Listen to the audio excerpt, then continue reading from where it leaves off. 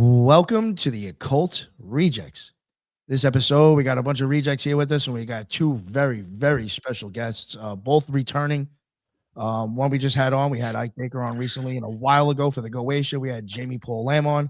I keep it real, he was one of the few guests that actually made me feel completely ignorant on my own show. The guy was talking about the Goetia and tying it to all this stuff, and I'm just sitting there like, duh. But it was amazing stuff, and I was really happy to get him on again. And I was like, you know what? I got to get Jamie on again. Then I remembered, wait, him and Ike are actually pretty, they're close. I was like, I got to get them both on maybe. And I asked Ike, and he was totally down for it. So very, very excited to have them both here. But before they introduce themselves, I'll have Headless let everybody know what's up with him and where they can find all his work. Oh, you're muted there, sir. I am muted. How you doing, everybody? I'm the Headless Giant. You can find me on Twitter and YouTube at the Headless Giant. If you have any sort of strange occult experiences, send them to the mailbag at headlessgiantpodcast@gmail.com, and we will read those on Thursdays. I also have a alchemy show on Mondays and 777 Aleister Crowley's Kabbalah on Tuesdays, and on Sundays I've got the trialogues with Ethan and Ricardo. So check those out. Thank you. Oh, thank you, sir. And we got Jin. What is going on? What is up, boss? Mr. 93. So I'm Jin the Ninja. I have a show called Threshold Saints, which I call serial experiments and speculative ontology. So it's about the metaphysics of reality. Obviously, yes, I use a lot of Kabbalah. And special shout out to Ike for hooking me up with that contact. I really appreciate it. That was major for me. So thank you so much, Ike. And of course, Jamie, I've shouted you out many times on this show and my show just for kind of blowing me away and humbling me in a big way. I often call myself the rising Hode-like prince of Kabbalah. You made me feel much more the student that I should have probably approached it as. So thank you so much for that. And if you want to check me out at Threshold Saints, at Threshold Saints on IG and X, or my personal account at Wukong Reborn, WUKONG Reborn, thresholdsaints.substack.com, as well as thetruegraylodge.com. And of course, Matt Murrah is our webmaster for that, as well as runs our YouTube channel. So that is our group show. And I'm dropping an episode with Greg K today, and in the Hour of Saturn. So watch out for that. Thank you so much, guys. Appreciate it. Oh, thank you for jumping on. I appreciate it, sir. And we got the branch. What is going on? Hey guys, it's a pleasure to be here. Sabat Shalom. And I do spaces with Jen and Matt, usually every Friday on X, Twitter. So if you guys want to catch us on there and interact, that's been a lot of fun. We've been doing that for weeks now. Matt then uploads a lot of those episodes to YouTube. So check out the Gray Lodge on YouTube if you want to check out our catalog of our spaces. And of course, Threshold Saints, man, it's a great show. And there's been some recent releases, like you said. So check it out. I really like it too, because you can drive while you're listening to Spotify, So anyway, thanks for being here with me, and I appreciate the invite. Of course. No, glad you could make it. And we got Matt Moore. What is going on, sir? Glad you're here. Happy to be here again. So Matt Murrah, you can find me always as at MattMurrah19. That's on Instagram, Twitter, YouTube, Twitch, maybe some other place. I don't know. And there's also my website. That's Kabbalah.com, KAABALAH.com. A lot of cool stuff there. I'm doing tarot readings now because I'm working on a cool little project. So I mean, I always did them, but now I'm more focused on them. So if you're interested in being a beta tester, just let me know, DM me in any of these platforms. And yeah, very nice way to start the year. Let's go. Oh yeah, right. And I guess, and thank you, Matt, for jumping on. I know it's, where are you right now? Well, you're in Brazil at this point, right? Yeah, in Brazil now. Is you starting a cult out there or something, or what? Not saying it publicly. What do you mean? If I would start one, I wouldn't say it publicly. Yeah. So I'll say no. All right. I guess as guest wise, we'll probably start off with Ike first. Ike, please, sir, let everybody know for the new listeners or people who just never didn't hear the other episode yet. Please let them know who you are and what's up. Hey, thanks for having me on. This was great. I was really excited when you asked me to talk with Jamie. It's been a minute, and it's always just so much fun to chat with the both of you, actually, everybody here. I had a really good time last time we were on. Hell yeah. But yeah, I'm Ike Baker. I guess first and foremost, I would have to say that I'm an author. I wrote Etheric Magic and A Formless Fire. I have a book coming out this year with Inner Traditions called Esoteric Mythology. I host the Arcanum podcast and YouTube channel. I have scholars, practitioners, lots of people on the pod. It just entered its 3rd year. So check me out there. I also do documentary style presentations on esotericism, the occult, philosophy, etc. And my background is Masonic historian, temple chief, and adept of the Hermetic Order of the Golden Dawn under the Ciceros, and Martinism, a bunch of other fun stuff. But yeah, just a general real enthusiasm for occultism, esotericism, primarily magic. Very nice. Thank you very much. I appreciate having you back on. And last but not least, Jamie, please let everybody know what your deal is when they can find all your amazing work. My name is Jamie Paul Lamb. I think I've got a delay. Like when I look at my picture, it's like I go like this, and then it's like 5 minutes, or no, it's like a 3. I don't know. Is my voice matching my? No, but you answered pretty quick, so obviously the audio. Oh, okay. The audio sounds good.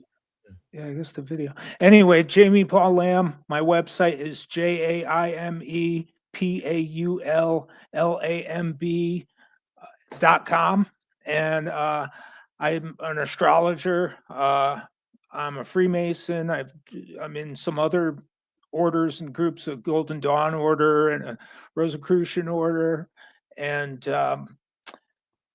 I just had a book come out on Inner Traditions called The Astrological Goetia, 72 Keys to Angelic and Demonic Astrology. That came out in, I want to say, August of 25.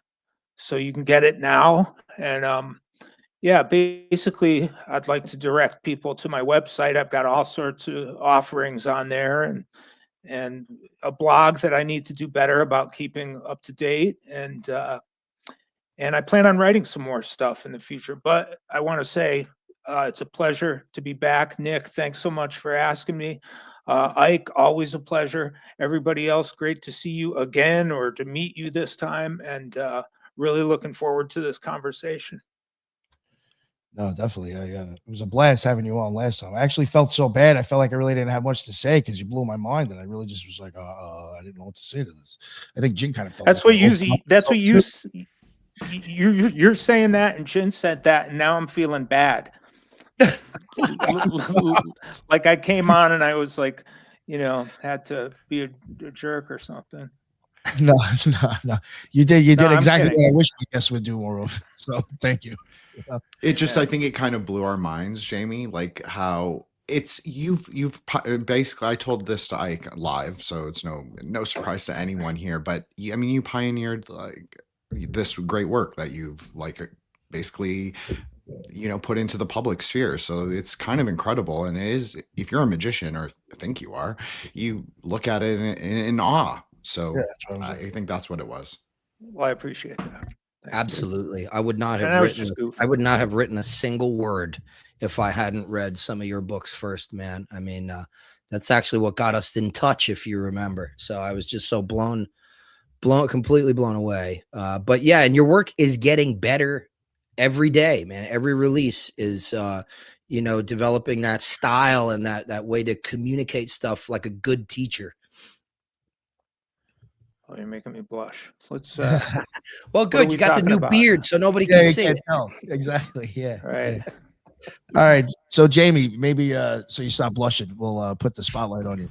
When it comes to astrology, we're going to be talking about astrological magic, I guess, the evolution of astrological magic or astrology. What is that even to you, astrology, or astrological magic? So, yeah, let's take each of those terms, right? Astrology, you could say, is the, simply you could say the study of meaningful time, right? That's a good, clean way to put it. Another thing is to say, astrology means a certain thing. When we say astrology, we're talking about something particular. It's not like you can't call, stellar omens and things like that necessarily astrology. When we talk about astrology proper, I think we're talking about planets in signs, in houses, and how they aspect each other. So there's some elements of astrology that make it astrological, right? I mean, it's a Hellenistic sort of invention, right? And taking bits from Mesopotamian proto-astrological omenic auspices and things like that, and their electional and their mundane sort of proto-astrology, and then mixing that with the Egyptian inheritance of timekeeping, the calculation or the consideration of the decans on the horizon, and the very notion of the ascendant, and using that horoscopos to later to cast a figure or a chart. So yeah, and then the magical part, I think, that's something that I was hoping we would, because it's misty where that kind of begins, right? The astrological magic, because you could say these sort of, since we know that in the Akkadian through the Babylonian, Mesopotamian complex of cultures there, at least, they were using electional astrology, when to do things, and mundane astrology. So if they're electing when to do something, then wouldn't that be sort of a magical, because you're sort of harnessing the cosmic momentum of a certain configuration in the planetarily or zodiacally or otherwise, and bringing that down to a terrestrial operation, which I think it's got to be astrological magic. So even though it's proto astrological, I don't know, it's a little misty. I think I'll just to tack on there. I think the minute you use any kind of technique to, so divining or ascertaining and delineating the, fate and fortune, so on and so forth, the kairos, the auspicious timing, that's astrology proper, I think, and the study of that science. But when you use a technique to try and alter or change or influence that or buttress against infortune or misfortune, I think then it can, for me, it's magic at that point. Mm-hmm. Yeah, I definitely agree. So yeah, when we see things like the making of amulets or talismans or things like that, or even setting up apotropaic objects that we know they did that on thresholds and things like that, and the essentially the equivalent of like what we'd think of as like voodoo dolls or something. They had little figures that they would create at certain times that would be imbued with that sort of stellar influence or planetary influence. Yeah. Right. Which if I may, right, if I may mention something as well that I remembered, there's a guy in Brazil that he studied a lot of the like, let's say, folk magic, I'm going to use this term, guys, and how they approach things and so on. And what he would do is, because he was into Kabbalah, he would go to the little sessions going on and write down everything that was asked for the person. Like, you got to go through this place, like the cross place, and then you got to get those ingredients and so on, and around that time do that thing. And then he wrote it down, and then afterwards he checked the correspondences and the astrology, and those would match. Like, it would be a proper like astrological magic, but the person doesn't necessarily knew that, because they were just getting told what to do. The entity or whatever would come and say like, hey, go do this to solve your problem, and then they would go and do it. So it's very nice understanding as well that even if you don't necessarily know exactly the tidbits and bits of what you're doing, it still will work, right? Mm-hmm. Yeah. Ike, I Yeah. was thinking about you when this crossed my mind earlier about how, of course, there's, in Greek, the word magic, we know that they parse it out a little better than we do in English. You've got thaumaturgy, you've got theurgy, you've got telestiki, you've got Nice. teletai, initiation, goetia, magia, whatever. But what do you think in terms of like say like an astral religion like Mithraism or something, or Hermetism? We know that there's at least that Pymander like component of an ascent, an anagoge or something. Would it be, and the source material better than I do, do you find anything where it's like astrological teletai, or where they would definitely use, like in the Asclepius, the god making stuff? Is Right. that astrological, or do we just see things like the discourse on the 8th and 9th with the, No, where I it mean, clearly it's, says, yeah, it's, I would say that, from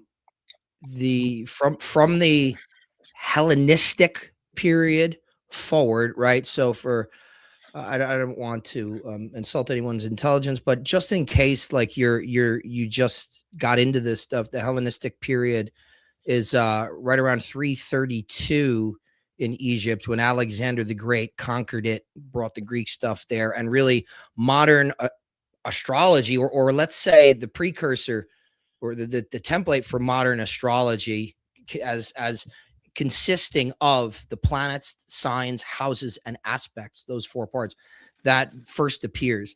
Now, similarly, you have really the first concrete record of what we would consider modern theurgic ceremonial, and the bringing together of all the various colors, incenses. We have a very good record of that kind of stuff from that period.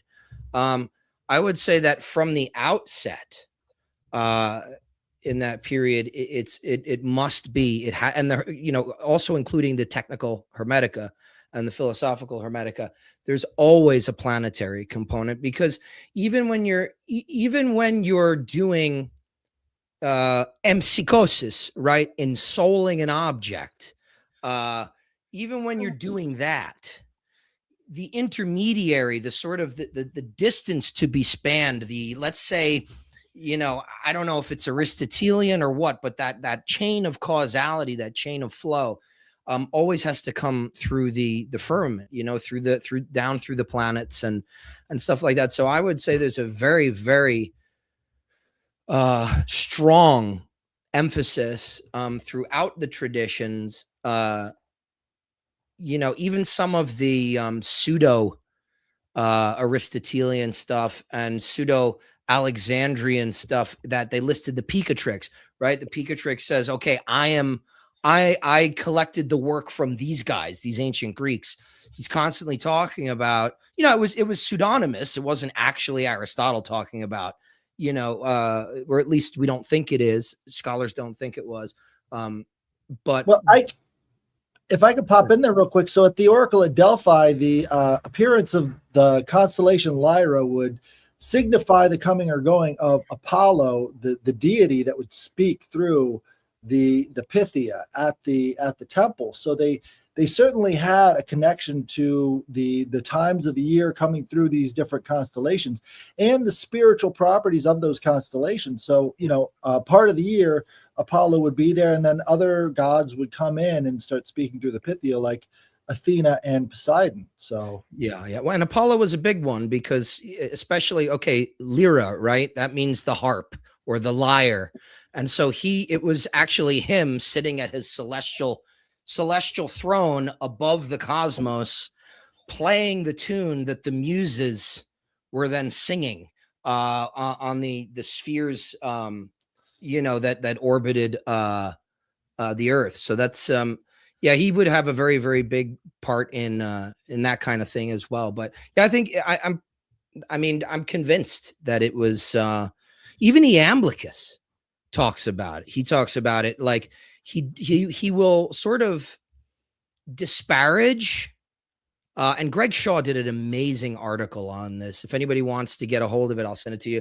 He sort of disparaged the use of astrology specifically for sort of telling the future, but he did emphasize its necessity in theurgic, anagoge, ascent. So he was saying like, yeah, we use it for this, not this type of thing. But again, I love Iamblichus. I don't think he's the end all be all about theurgy. I think Porphyry had some incredible insights. They had very different brains,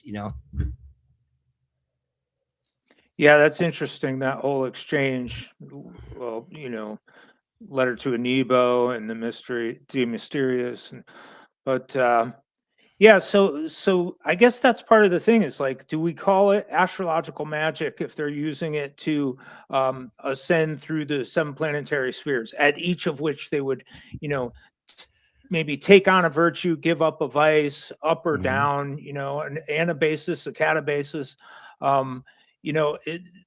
I guess since we're talking about astrological magic, do we want to limit that to purely like talisman making or things that you actually need to cast a full election for? You have to fully cast a chart for that. Just like natal astrology, using magic in natal astrology, which I do a lot for people, is I'd get maybe the lord of their year, the planetary lord of their year, like what profection they're in, which is a Time Lord technique, and I would get the lord of the house that they're in for that year. And then I would maybe set them up with some sort of synthemata or, the appropriate colored candle, signatures and tokens in the terrestrial sphere, the appropriate colored candle, the appropriate incense, the appropriate musical mode, like a church mode, a plagal or an authentic mode. And, the appropriate image maybe to set up, and setting up a rudimentary little altar for that deity for that year, so they could, and whether they sort of interface through the archangel of the planet, through the planet itself, sort of, or through the Greco-Roman entity associated with that planet, or the Mesopotamian or Egyptian entity, or however they choose to interact, whether from a pagan perspective, Abrahamic perspective. I mean, you can kind of work around all of that syncretically, right? But yeah, so that's something I definitely call astrological magic. But we also, a big thing, and I think this brings in the Neoplatonic thing, but also the Haranian thing much later, the Sabians of Haran, is this astral religion, which is like, which is soteriological. It's salvific. It has something to do with the condition of the soul and the soul's existence beyond death. So, and the state of the soul, its cleanliness, its orderliness, whatever. So do we call that astrological magic? That to me, I guess in the loosest sense we do, because it has to do with the celestial sphere and also events on the earth that are tied to that through chains or Siri or whatever. And I don't know. I think well first I want to just mention this and then kind of pivot. Chris Warnock, who we both know, he has said that he has, in his opinion, the Sabians of Haran had the most sophisticated and complex techniques for astrological magic. So I think that situates them squarely in that tradition. But at least to his mind. But I would say the main issue, right? Okay, so like we defined astrology pretty succinctly. So what needs to be said about magic is that it's a bracket term that everybody uses differently, or I would say almost everybody will have some shade, some flavor of difference in their definition. I mean, if you ask somebody who just joined, I don't know, a Wiccan coven, and somebody who's been in the Golden Dawn for 3 weeks, and then you talk to some solo practitioner, in the forest in Germany, who's been like reconstructing PGM spells for 30 years, or whatever. Like they're all gonna have a different idea of what magic is, and so much of it is really in the phenomenology. It's in the actual experience of doing the ritual, and then the way that the universe speaks back to you, and you know, you get to test and see your results. But I would say, yeah, to Jamie's point, we're talking about magic as distinct. Let's you know, I like the Greek sort of wealth of terminology, but maybe let's boil it down for the sake of making it manageable in a conversation. You have, and this comes down to, you know, what really Skinner was the guy who set this in motion with his techniques of Greco-Egyptian magic. That was his doctoral thesis, and he starts saying, yeah, well, you can't call everything in here magic, because to him, religious stuff that we're talking about, the anagogic stuff, like for instance, for him, the Mithras liturgy, right, and this kind of vision of ascent, and the sort of taking in of the rays of Helios that we find in the Mithras liturgy. For him, for Skinner, it's not that's not magic. Magic for him is different. But I would say that we have magic as a technology, or a techne. It's a craft. Magic is a technology. You can use it for sorcery. You can use it for conjuration. You can use it to commune with angelic forces or elemental forces. But I would say that on the simplest kind of pole you have, let's maybe talk about it in like an Agrippan context. You have elemental or natural magic. A lot of that is what's going to be more familiar to Wiccans and to people that are more, I would say, of a nature-based sort of thing. You have you know, celestial magic, which I think works both ways. And then you have you know, I would include the divine magic, obviously incorporating the celestial, because that's kind of, so to speak, analogically how you get there. That's theurgic in nature, which is, you know, for me, theurgy can be defined as not just God working, but let's say a more practical definition could be, and you tell me if you agree with this, the technology of magic applied to spiritual ascent, or let's say the evolution of the soul.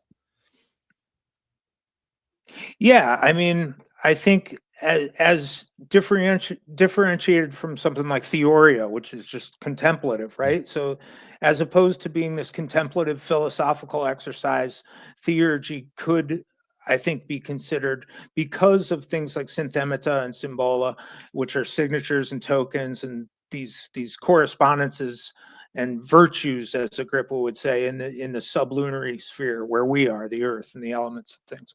But yeah, theurgy as a techne, making use of these sort of possibilities through the chain of being, you know. Yeah. And maybe that's something that I think is worth talking about, is all of these people from the ancient Greeks and, you know, the Hellenistic period all the way through the medieval Perso-Arabic, the Renaissance, particularly people like Ficino and Agrippa after him.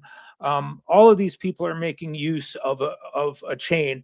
And Ike, you were just kind of talking about it a few minutes ago, how, you know, things sort of, if we're working with the gods, let's say, they're beyond the fixed stars in the zodiac. They're beyond the firmament, the canopy of the stars.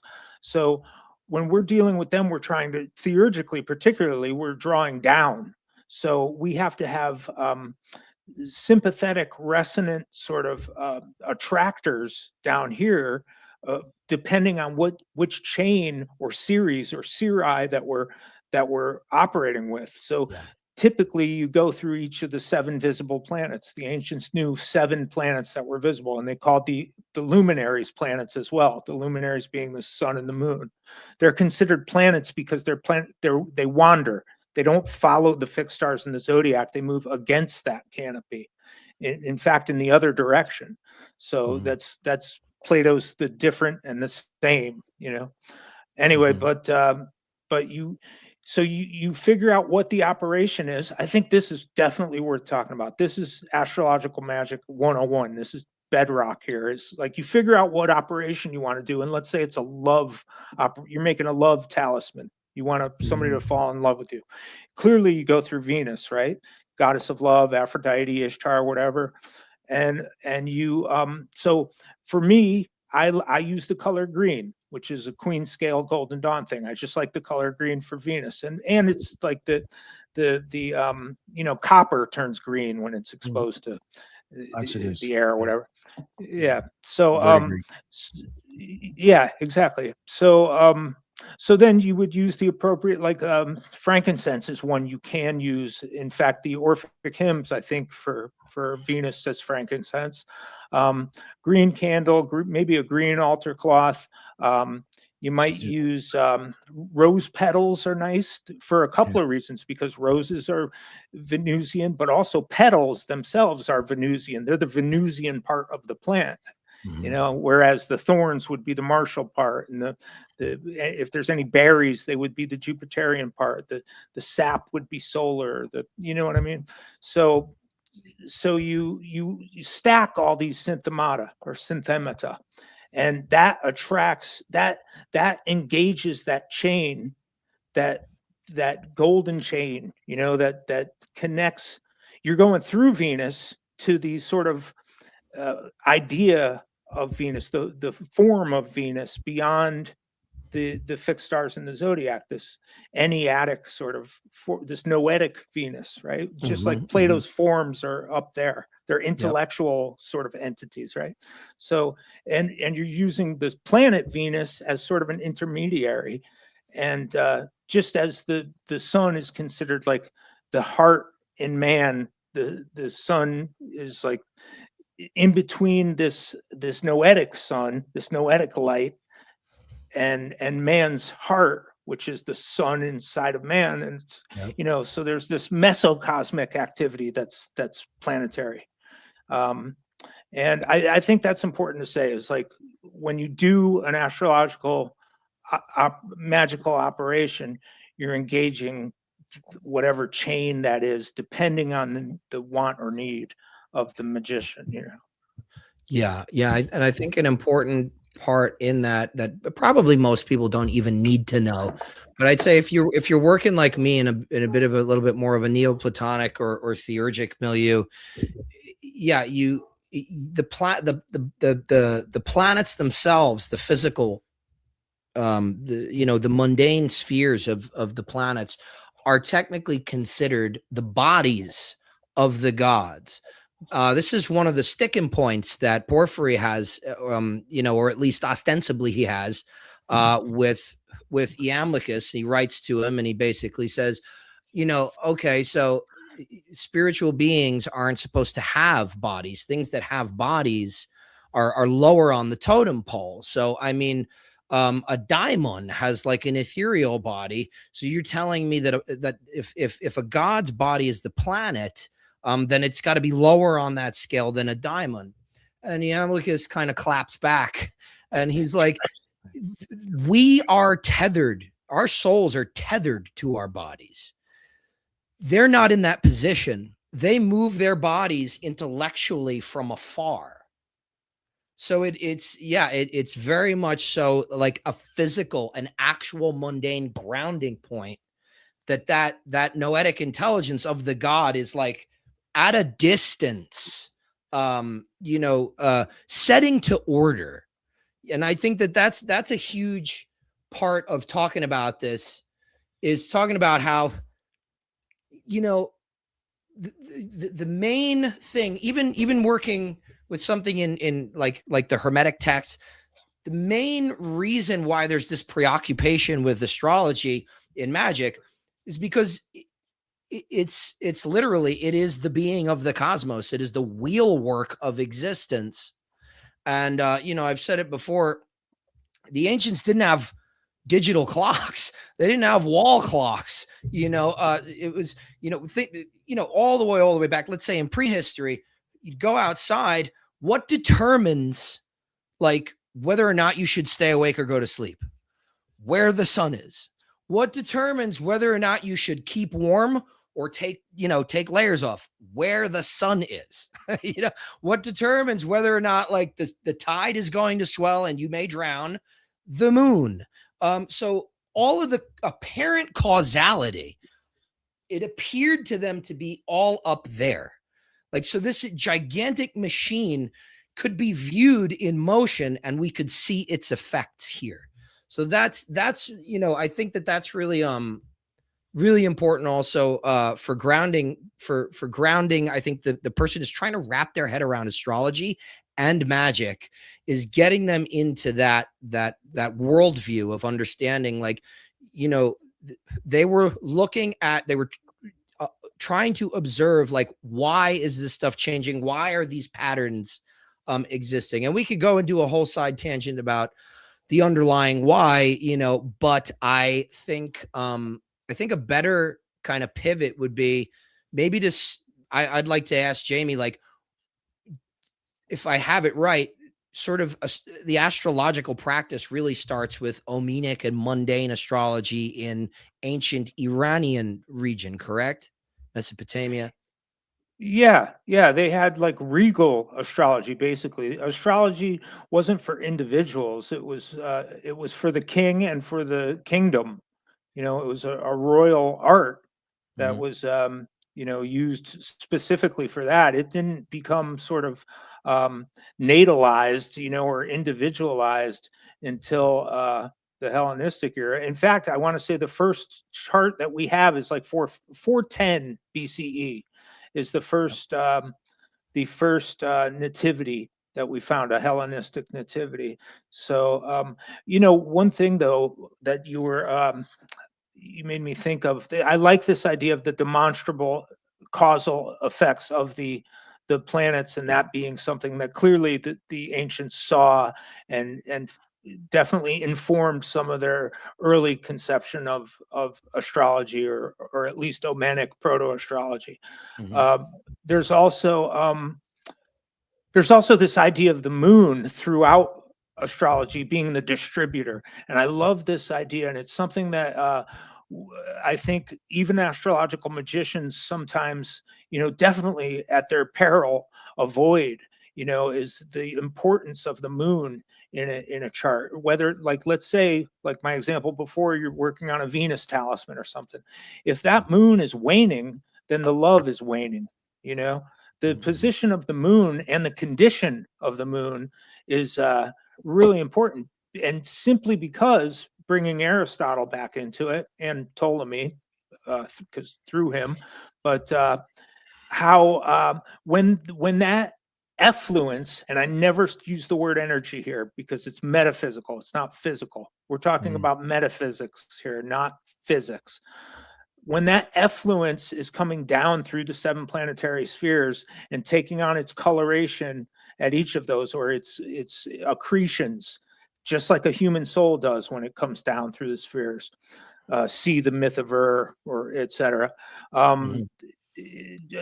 At the sphere of the moon, the sublunary sphere, the moon herself, she's the nurse of the earth. She's the distributor. She's the dispenser of fortune down here. She's the fastest moving planet, air quotes, and she distributes. So it's very important that no matter what the operation is, whether it's a wealth Jupiterian thing, whether it's a might, a Mars thing, aggression, or some war, bellicose sort of operation, whether it's transportation, communication, mercurial, whatever it is, you want the moon to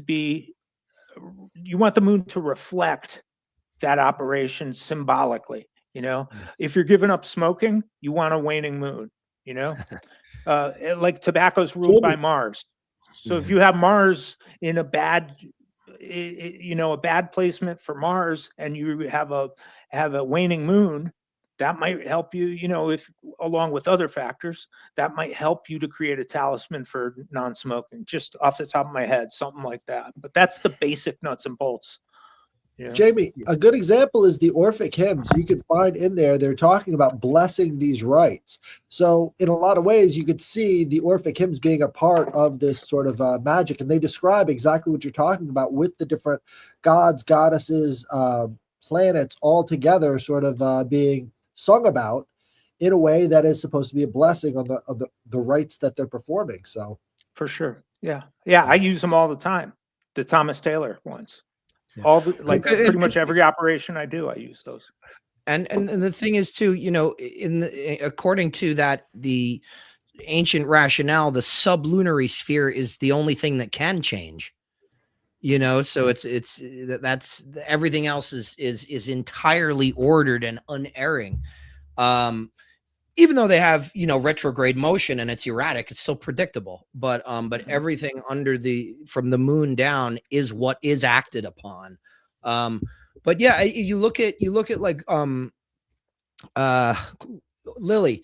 You look at Lily's you know, I think book 2 of Christian astrology is all his horary stuff. He's got this thing that we use in the Golden Dawn. We use Lily's considerations before judgment. When you look at a horary, and the main thing that he's driving home is like, you know, Nick, can I swear? Oh yeah, go for it. Don't read this chart if the moon is fucked. You know, Right. like it's like if you're trying to do electional or horary, and he's got the via combusta. I think the general thing is like if the moon or if the moon or the you know, the planet, the Lord of the significator is between 15 degrees of Scorpio and Libra, don't do anything. But really the main emphasis in his considerations is the moon. And I've always found that interesting to kind of tack on a little bit to what HG Wells up there was saying was, you know, they, particularly in theurgy, they looked at Hecate as the goddess, the triform goddess of magic, and she was a central. She was the main god or deity for the you know, the particularly the late antique theurgists. Algisus Divinis talks about that quite a bit, and they corresponded her to the moon, like the, you know, the not just the dark moon, but the moon in all of her aspect, because she's triform. So that's always been Hecate has always been an interesting interface for the moon for me. I have a quick Yeah, she's in the Oracle, the Chaldean oracles, right? Yes, yeah, she's the formless fire actually that they talk about. But. Right. Sorry, I didn't mean to interrupt there. Oh, go ahead. Apologies. I have a question, I guess, for both Jamie and Ike, if you can field it however you want. It's a bit a normie question because obviously I look from Asia, like obviously Tantric Buddhism and Taoism and like East Asian sort of ontologies much more concretely than anything. Then I'm not really familiar with the Greek stuff, as I've told Ike many times. So, but you know, Jamie, how do they reconcile the later sort of Mughalized Persian texts that include the 9 luminaries of like the Artavadas, like including Rahu Ketu? How is there a way to reconcile that, like with Western magic, or without necessarily including the outer 3? Or I'm very comfortable using the outer 3. Like I like Uranus for Rahu, and Ketu is obviously Neptunian in a way, and so I'm comfortable doing that. But some people are not. Is there like a way that either of you sort of reconcile those cosmologies? And I think it also ties in with the moon, of course, because you know, so many of the systems use that 9 planetary model, or at least the kind of idea. And like I brought up the sublunary, like changing that world. Well, definitely the Yesod, or the moon, is definitely the place for reconciliation, rectification, and like bringing things together that, you know, come off the sun, you could say. Yeah. I mean, so the lunar nodes. Oh, sorry, Go go on. ahead. No, please go. Well, I was going to say, I don't, if we're talking like Rahu Ketu type of thing, that now I feel like, correct me if I'm wrong, are we getting into the Vedic terminology for that stuff? So I practice tantric astrology, so it's very different. It's much closer to like Sefer Yetzirah. Like it's more the planetary bodies or the grahas, the graspers, Mhm. they're really in a cosmological position of like minor archons is how we would understand it. So there are ways to appease them, or in some cases, like the more deeper into tantra that you go, whether Indian or Buddhist, there are ways to completely clear negative planetary charts, as I've heard I talk about in more Hellenistic terms before. So yes, it is the north and south node of the moon, but they Right. actually are considered like luminaries. Like they're considered to be in the physical sky. They're just shadow planets, and so I think you can liken them also to the outer the two of the outer three that I mentioned. But I also you have to kind of understand like how they work with certain deities, because there's very few deities that can clear Rahu Ketu. Rahu particularly loves to be both Venus and Shani or Saturn. Like he loves to pretend to be those two things because those are very densifying kinds of planets, like to bring things into material reality. And Ketu loves to be both. I always think of it as like Hesed and Gevurah, but Mars and Jupiter, because Mars is like the annihilating flame, right? So he likes to bring people there so they kind of annihilate, because that's what Ketu's real desire is, to get out of the form. Well, I would say this. I don't work with the Vedic or the Jyotish model. I'm not familiar with it. It's not. I've found that I have found what I need in the Western model of 7 planetary spheres, or 7 planets, 8 spheres, 9 depending, and the I would say predominantly Western model of ascent. What you're talking about sounds very fascinating, but I'm interested to know if Jamie's got a little bit more footing in that world. Well, I know Rahu and Ketu, as far as I know. I'm no expert on Jyotish or Vedic astrology, but I recognize them as the lunar nodes, and I don't know them any other way. But the lunar nodes in Hellenistic astrology, in traditional astrology, let's say all the way through to the Elizabethan era with Lily, is the lunar nodes are essentially, you might say, the north lunar node turns up the volume. It's sort of not a predominator, but it kind of it increases. It tends to increase, whereas the south lunar node tends to decrease. So if you have a planet conjunct the Jupiter, let's say, Jupiter conjunct the north node, it's going to turn up the Jupiter vibes a little bit, to put it colloquially. Whereas the south node is going to turn down the volume on that planet's expression. Now, of course, that's tempered by other things. If you get Jupiter in Cancer where he's exalted, then and you got and he's conjunct the north lunar node, you're going to get Jupiter to the max pretty much.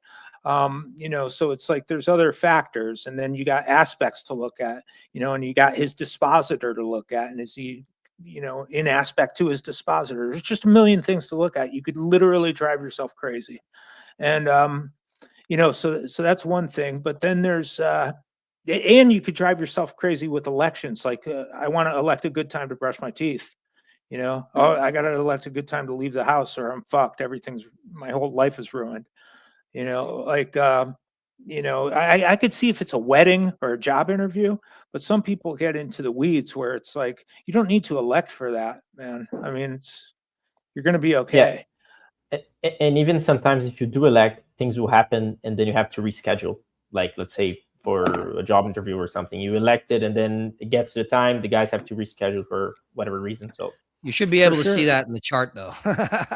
Yeah, you should. But I've done a bunch of electional over the last couple of years, and you do drive yourself nuts. But here's the comforting thing, and this is how I look at also, this is how, and a lot of like somebody like Jamie who does astrology professionally, full, for what I would consider to be like full time for somebody who's now retired, but they're gonna approach it way differently than me. I know because I've driven myself nuts so many times. Like, limitations are actually good. limitations are good, because what they do is they subordinate this kind of lust that we have for, if you're trying to do a magic ritual and elect for something, you obviously have a lot of skin in the game. You've got a lot, you're in it, you're invested, you're doing a ritual for it. But that those sort of impediments and those inhibitions to you getting exactly what you want, I think are actually a good thing. They leave, right? Because part of magic is learning how free will and determinism intersect. And I think that they can really, really benefit each other. Free will without any four walls around it, we know what that turns into, so I think that's really important. That's why the moon is really, I look at the moon, the Lord of the Ascendant, the lunar and or the north and south nodes will normally tell me something to do with a lot of times in this horary thing, the beginning and the end of the matter, and how it's going to start, that kind of meme, how it started and how it's going type of thing, along with the symphony of other information. So there are also like really, really major detractors from being able to, if I have, a significator whose rulership is, or whose lord is Jupiter, and he's afflicted, I'm going to wait. And again, sometimes that can be a good thing. So I would encourage people that are interested in particularly like electional and horary, like, you gotta be okay with getting what you can get, and making the best out of that. Yeah, I agree. I feel, oh, go on. No, go ahead, Jim. I feel like we kind of left the rest of Jin's question unanswered, which was what that had to do with maybe the lunar mansions, the nakshatras. Was that? Yes. Thank you so much, Jamie. I appreciate yes, that. you see, pretty. Yeah, there's heavy use of those in the Picatrix. You've seen the lunar mansions. They're really big in the Perso-Arabic tradition. Now, a lot of, I don't know if you know this, but a lot of the Jyotish and the Vedic astrology comes from a document called the Yavana Jataka. Have you heard of that? The I Yavana have. Jataka. This is the strong part of my knowledge basis, rather than anything Hellenistic or even like the Hellenistic astrology at all. So that's sort of why I like. But yes, I agree with you. What I was going to say was more Hellenistic astrology than you think, because the Yavana Jataka is basically the nativities of the Greeks, is what the word means. So it's when they learned how to navigate the Red Sea, for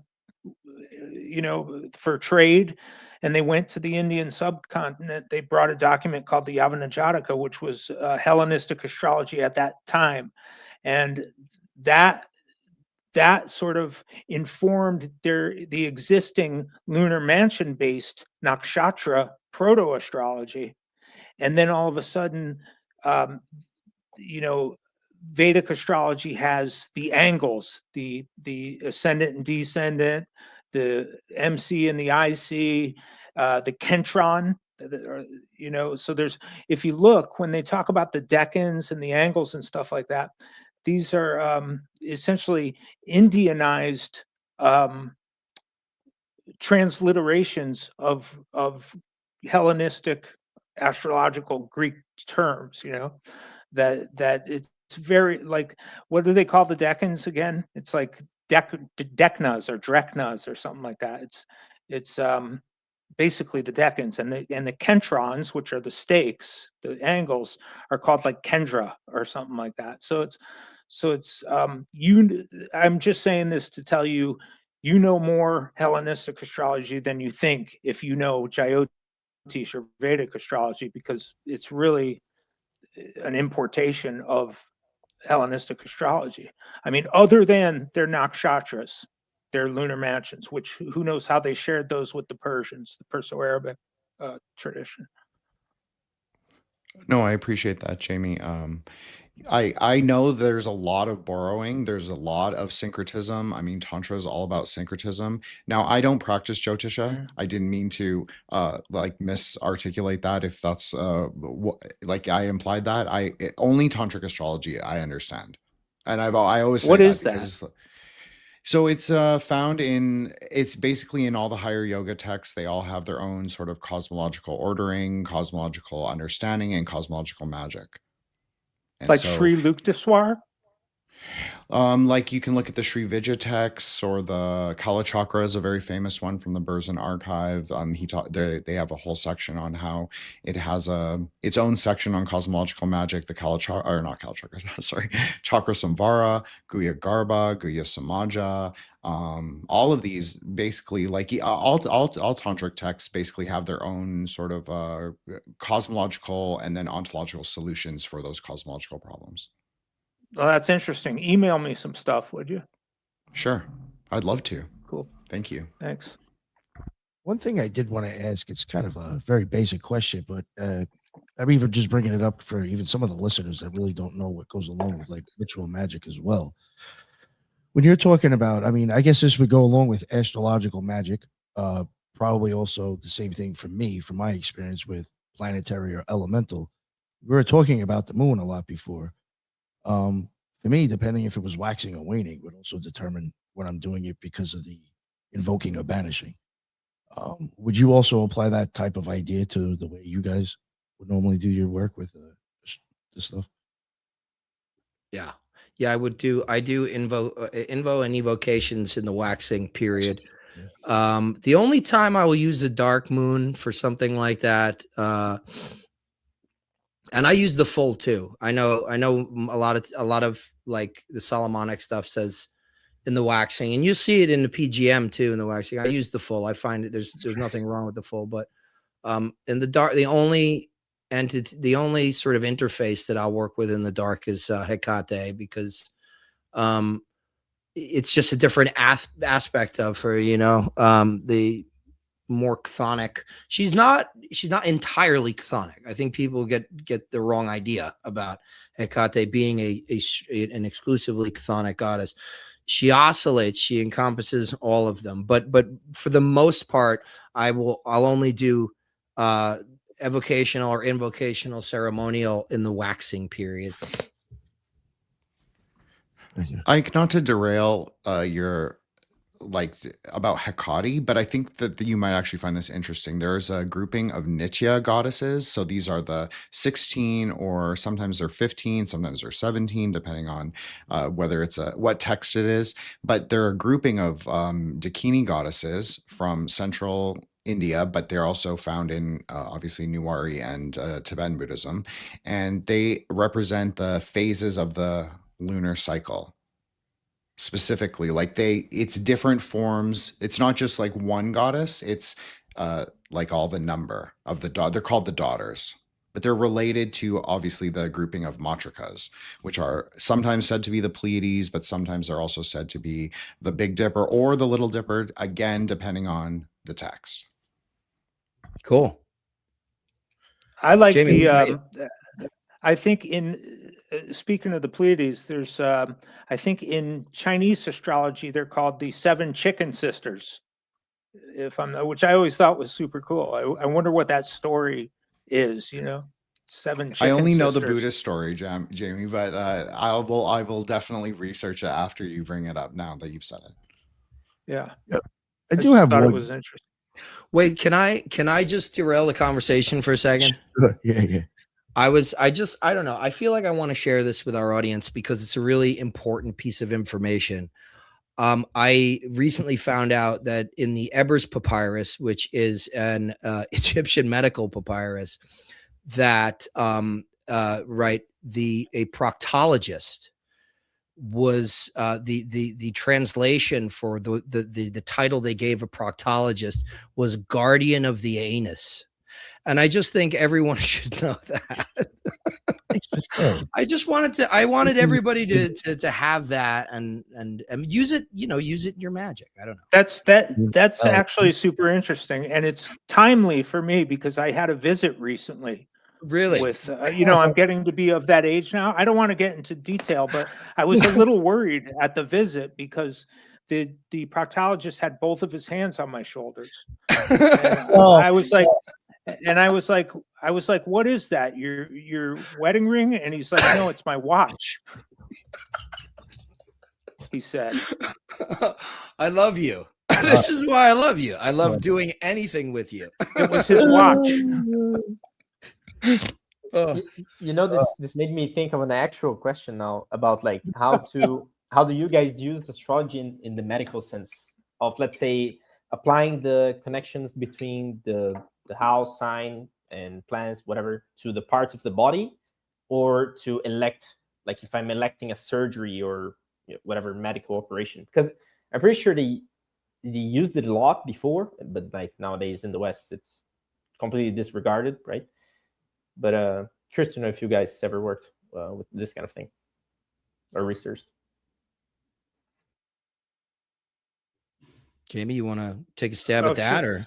or Yeah, so Melothesia, right? Melothesia is an ancient doctrine. It's actually pre-Hellenistic. This is a Mesopotamian doctrine that it's called the zodiacal man, and basically Aries is the top of the head. Taurus is Aries is the whole head. The neck sort of area is Taurus, and then Gemini are the arms, and Cancer is the sort of chest, and basically all the way down to the feet, which are Pisces, the two fish. So the zodiac just goes down the body, and then the planets are actually they're like organs in the body. So for the planets, I think Venus is the liver, or no, Venus is the kidneys and the basically genitalia. Mars is the gall bladder and intestines. I think Saturn is like the skin and bones and spleen. Jupiter is the liver and the blood because he's sanguine.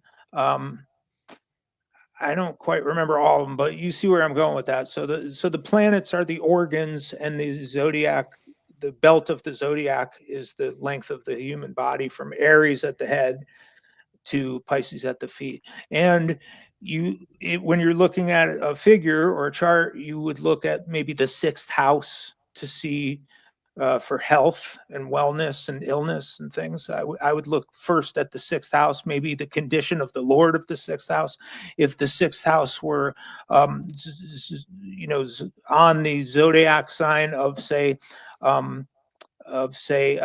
Scorpio, it would be the privates area, and if you had say Mars in Scorpio, where he's the ruler of Scorpio, you could say that you have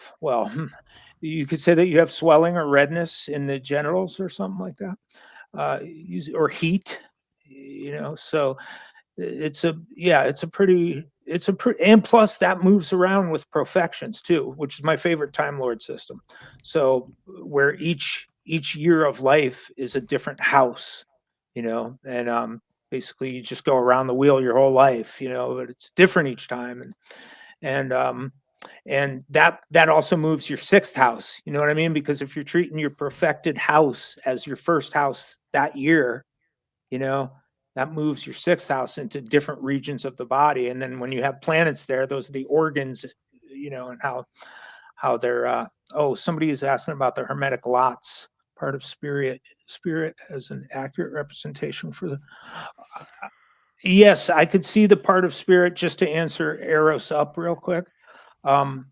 As people have associated that with the personal daimon, but I look into Ibn Sina and Ibn Ezra and Mashallah.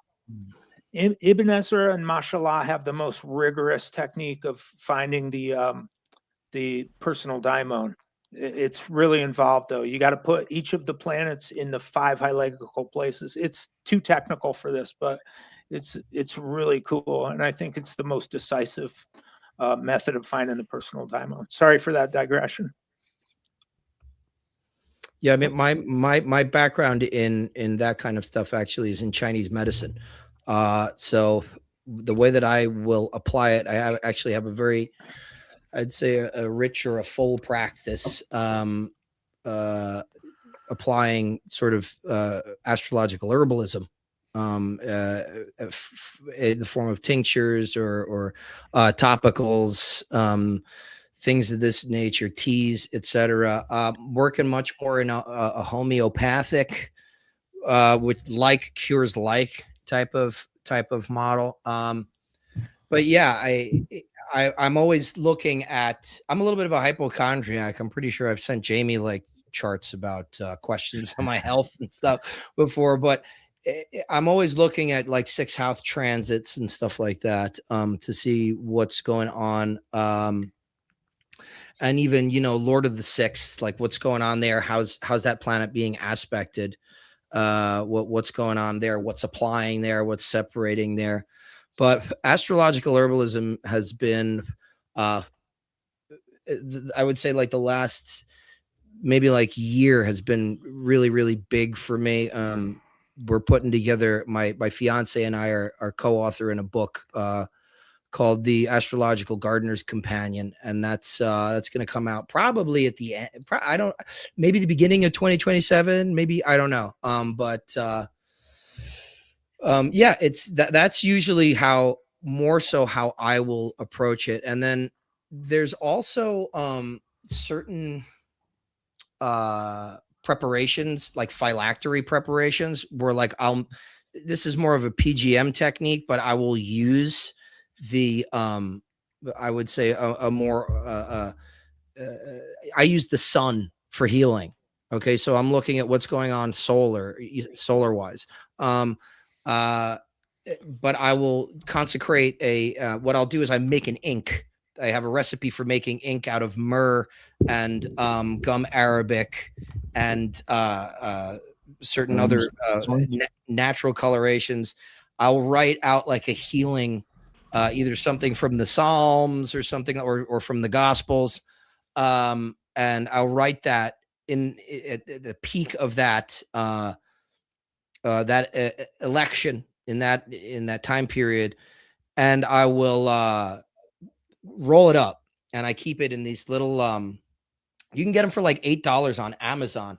They're like these little screw top sorts of I'll see if I can grab one and show it to you in a minute, but it's just this little screw top container, and they come in these some of them come in really cool designs. Like mine's got a like that Greek kind of like tessellated, like that border design on it. And you just slip that in there when you're feeling ill, with this consecrated talismanic, you've prepared the ink, you've written it out, and sort of, I sing it out as I write it, over and over like a mantra. And then I'll hang it around my neck until I feel better. Nice. Very cool. Very cool. Yeah, that's good stuff. Yeah, I love the tincture making process. In fact, I've got a Venus tincture going right now. It's been in my broiler. The salts after I extracted the sulfur and the mercury, so the essential oils spagyric. and the alcohol. Spagyric, yeah. Yeah. So I have Exactly what I was going to ask. Yeah, I have the salts in the broiler right now. They've been under there, so every time I cook something, because it's so hard to get them white. It's so hard to get white salts without a torch. I don't have a torch. So yeah, I've got the burner that gets up to 200,000 BTUs. It's like the only way to do it. Yeah. I gotta get better gear. What's your plant material that you're using? Damiana or? I used rose petals for this Venus one. Beautiful. Yeah, and I used universal vegetable mercury, i.e. grain alcohol, because how much alcohol are you going to get out of probably 40 rose petals? Not a ton. But so you have to use. I mean, it's still same kingdom, same mercury. So I think it's perfectly. In fact, a lot of alchemists would have used brandy long ago. Yes. Which is just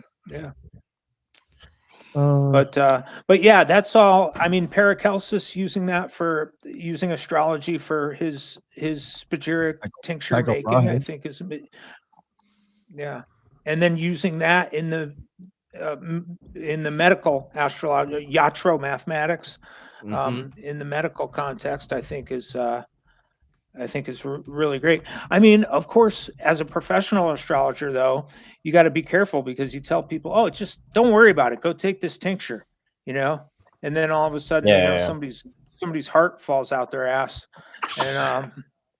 and then you're on the hook or somehow, Their mom's like, you made my son's heart fall out his ass.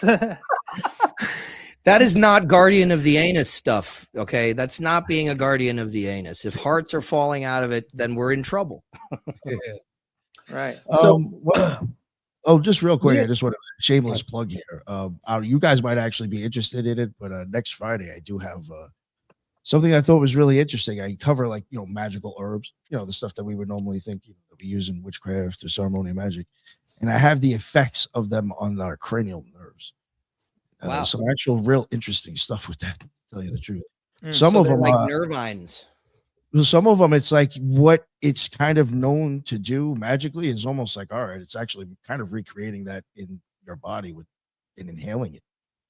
That's hard to explain, but some of them we kind of see like, oh wow, all right, it's interesting for sure. It doesn't sound that hard to explain. I've inhaled marijuana before. Yeah. Exactly. So Eros and I have a show on Mondays where we're talking about spagyrics and making them and whatnot. But it's pretty interesting. She was talking about a Venus love spell, I guess. Jupiter over her heart and lion on her finger, related to Leo in the 9th house of Venus or something. I was just going to say. Sorry. Nick. Yeah, let me just ask this question too, real quick. And I'm pretty sure that I'm going to get probably not the best idea. But from my experience, I didn't do too much astrological magic, but when I did, I kind of used the hexagram ritual. I'm assuming you guys probably don't even. I mean, would that be something you'd still use now for that type of work, or is there bigger things that you've moved on to, like other rituals that would be better for that? I like the hexagram, but I don't think it's. You gotta. First of all, you got to use the hexagram, at the very least, work with every planet 3 or 4 times with the hexagram. And then you got to see its effects because it has a very a general kind of thing. Unless you have a really, really specific thing that you're doing, it's kind of like this for me anyway, it's this 360 effect where I didn't necessarily intend for this to happen, but it's related and et cetera, so on and so forth. I would say it's situationally appropriate. I'm not for something like that. I'm pulling from the PGM, even though I have kind of blended both of them before. I just don't find that it's necessary to use the hexagram for stuff like that. I think it can also interfere. I like it when I'm making traditional talismans out of a specific material with the squares and the sigils and stuff straight out of Agrippa and all that kind of stuff. That's when I'll use the hexagram. I find that combination is really well. That's how I learned how to consecrate talismans, was through the hexagram. Yep. Same thing. I thought it was kind of I could think getting it in depth as you guys are. I don't even know if I'd suggest the hexagram. I just feel like that would, I don't know. It would be the best. I don't know. That's all. What do you? It's what are you trying to make me do? Quit? Yeah. It's so involved. Yeah. Exactly. I'm sorry. Now I interrupted somebody for that. So go ahead. Was that Branch? No, I just wanted to say that astro herbalism, at least you guys are speaking I can understand that language at least. I think that's really interesting. I feel like there's a lot of first principle experimentation that people can do with herbs to understand planetary natures, because obviously there's a direct one-to-one relationship as long as you know the planetary metal content of whatever herb you want to reduce or make into incense. Incense is a good one for normies rather than go full on sporadic, I think. I don't know if you guys have any thoughts on that or commentary. Are you using culpepper or like Cunningham's herbal? I'm very familiar with both. I'm also familiar with a lot of the Chinese sort of like Taoist cosmological texts on like the planetary natures as it relates to TCM herbs. I also speak I see. Mandarin, so that obviously helps me a little bit in that endeavor. And then I'm familiar with like the Garuda Purana, which lists it in an Ayurvedic context with the Grahas, and also the Atharvadas in themselves lay out a kind of like astro-medicalism. It's very rudimentary. I'm sure, Jamie, you'd probably find it like you'd be like, oh, this is just derived from like the, Mughalized Arabic text, but it's something. Yeah. I mean, Ike wrote a book, Etheric Magic, on Llewellyn, and there are a lot of those principles, like in terms of the energy work and stuff like that. Is any of that pertinent to what we're talking about here? I mean, yeah. There's like a because I don't, book I gotta. Well, go ahead. go. Sorry. Well, I was going to say only because I don't know anything about any of that. I would say that like so there's tons of work on what they call like plant energetics and planetary herbology. I do have a little bit of an issue with, right? I had to call it etheric energy, or I had to talk about energy work. This is the only thing I have recourse to in order to be able to explain this stuff and to be able to make it a little bit more tangible. I'm not certain that it is. And I say this in the book. I say it when I give presentations. I'm using energy almost as like it's just a place marker. I would say we don't really know entirely what it is, but we do know. I really like the term that you used, effluence. I really like that. But I would say that the way that I think a Western kind of ceremonialist, let's say somebody that came through the Golden Dawn or derivative traditions, the way that they're really going to be able to understand a lot of that stuff is in the Kabbalistic tree of life. Like I had to rely on that as well because it maps onto the body as a microcosm. And so you can, I also find like I started off in Zazen meditation and certain Vedic practices that are kind of similar to Kundalini, and just working with the midline. It's good, I think, in terms of purifying and sort of condensing this energy and et cetera and so on and so forth. But once you break it out into those three pillars of the tree of life, or really once you get to like further levels, you're working with 5 pillars, right? In the microcosm, 1, 2, 3, 4, 5. That's at a certain point in Golden Dawn work, you're working with 5 pillars in the sphere of sensation.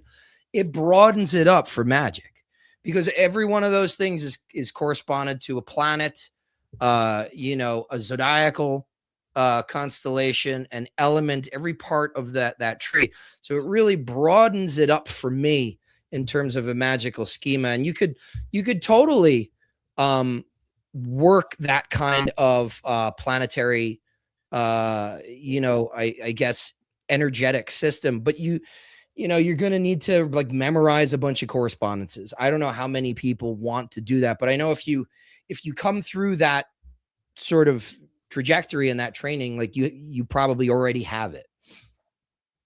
Yeah, one thing I may say, and then I'll have to jump out. It's pretty amazing to see when, for example, I did work with other people on some energetic like path working or like going up their tree and whatever, like as I was studying and helping them go and feel for themselves. And when they describe what they're seeing or feeling and so on, and it matches completely like the correspondences. So even if they don't know that it matches, just because, they're feeling and they're trying to explain with their own words, somebody that does understand can do the the matching, and it's so nice and reaffirms the how that works, right? So it's pretty fucking cool. Guys, thanks a lot for the chat. Thanks a lot everyone that watched until here, and see you in the next one. Thank you. Bye bye. Thanks, bud. Chin or Branch or Hellas, did you want to ask anything? Say anything? I do have a question, but Jen's welcome to go ahead of me if he likes. Thank you, Joshua. You're being so nice to me and deferential. We're all equals in the Great Lodge, just for the record. I'm not the boss, but you know, he's maybe he's doing a bit. I don't know. Jamie, I have a quick question for you. You sort of discussed this last time, and it's directly related to your Astrogoetic book. So when you started doing, like, because you mentioned that you use the tarot for like part of that workings, or you explained like how you would use certain tarot cards to represent obviously certain astrological conditions or Kabbalistic sort of associations. What for getting into tarot, like I understand the tree in my own way, in my own tantric way, and I am a big, Ike knows this, I'm a big fan of DCS, David Heimsmith, excuse me, sorry. And so I've read all his books, and I've also read like Ramek and stuff, but I don't come at it from like a necessarily hermetic perspective. So when I'm now trying to learn a little tarot, at least in its application to the tree. So what would you recommend for me, or maybe someone who's less familiar with the tree, to get into tarot like, do you like Tomberg, or is there something like, is it whatever you like? I'm curious. I would like to learn whatever you do, because obviously I respect it highly. For me, I can't think of a book like a tarot book that is like a one great book. And I've told people this over the years, and I stand by this, is like, there is nobody could just sit there and write it out in a book and give. I think it's how you approach that symbol set. It's the other things in your life. Are you familiar with how the divine liturgy works? Are you familiar with a Catholic mass? Are you familiar with rudimentary Kabbalah? Are you good with mythology? Do you know Renaissance history? Do you know courtly heraldic symbolism? Do you know a little bit of alchemy? It's when you start to know when you start to develop those modes of interpretation, when you start to develop a hermeneutic toolkit, is when I think when you could really access. Do you know Pythagorean numerology, for example?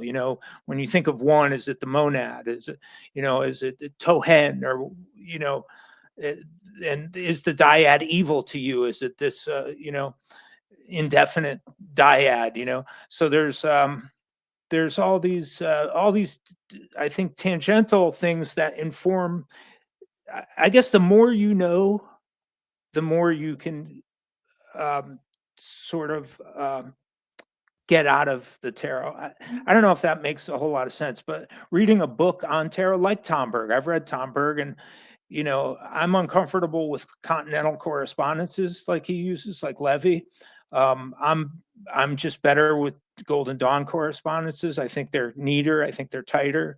And yes, there's a couple of transpositions there, but it's nothing I'm worried about. And it's the language that we speak. So there's the other thing. When we talk about, and I know you're a Kabbalist, when we talk about the Gra tree or this tree or that tree, I think we all agree pretty much on the Kircher tree. And I think we all pretty much agree on the Queen color scale, just if we're talking generally about this stuff. So, and we all pretty much agree on the attribution of the tarot to the Netivot or the paths. So I think it's just courtesy amongst occultists to talk in the language that everybody knows, and to use gematria values that everybody kind of agrees with, as opposed to some ordinal thing or some other creative interpretation. But it's just something. Yeah, you could specialize on your own, but when you and I are talking, I'm going to use the language that we know. Absolutely. Have in common. I don't know if that kind of veered too much from your question, but yes, about tarot, I think it's more the things that are around the things that you learn around tarot that inform it. Ike? So sorry about that, Jamie. Apologize. Yeah, no, it's kind of like music. You're developing this je ne sais quoi, this kind of taste almost, but it's sort of this foundational backdrop to being able to interpret this stuff, because the tarot, I have seen the tarot work just as well for hardcore, like militant Golden Dawn correspondence people as I do for people who treat the tarot like it's an oracle deck or something like that. I've seen it work fine in both situations. I think consistency in your own method is important. But I also think, this is going to sound cheesy and new agey, but I mean, tarot was the first, it still is my preferred divination method, but you got to develop a relationship with the cards. They speak to you like a person, a lot of times they speak to you like a counselor. It's not you. I feel like one of the things about the Golden Dawn system is that I think it's better for tarot card path workings or things like you're using, where you're doing this sort of, using the tarot as like associations for particular planetary, whatever it is. But I think ultimately to develop a really serious tarot practice, you got to just develop a relationship and be consistent with your methodology. And I agree with you. Tarot it's always been like my number one thing. It was the first like occult tool that I ever purchased and worked with, but I can count on one hand how many tarot books I've read. Because like the first third through everything I've tried to read, I've been like, this gets more in the way than helping me.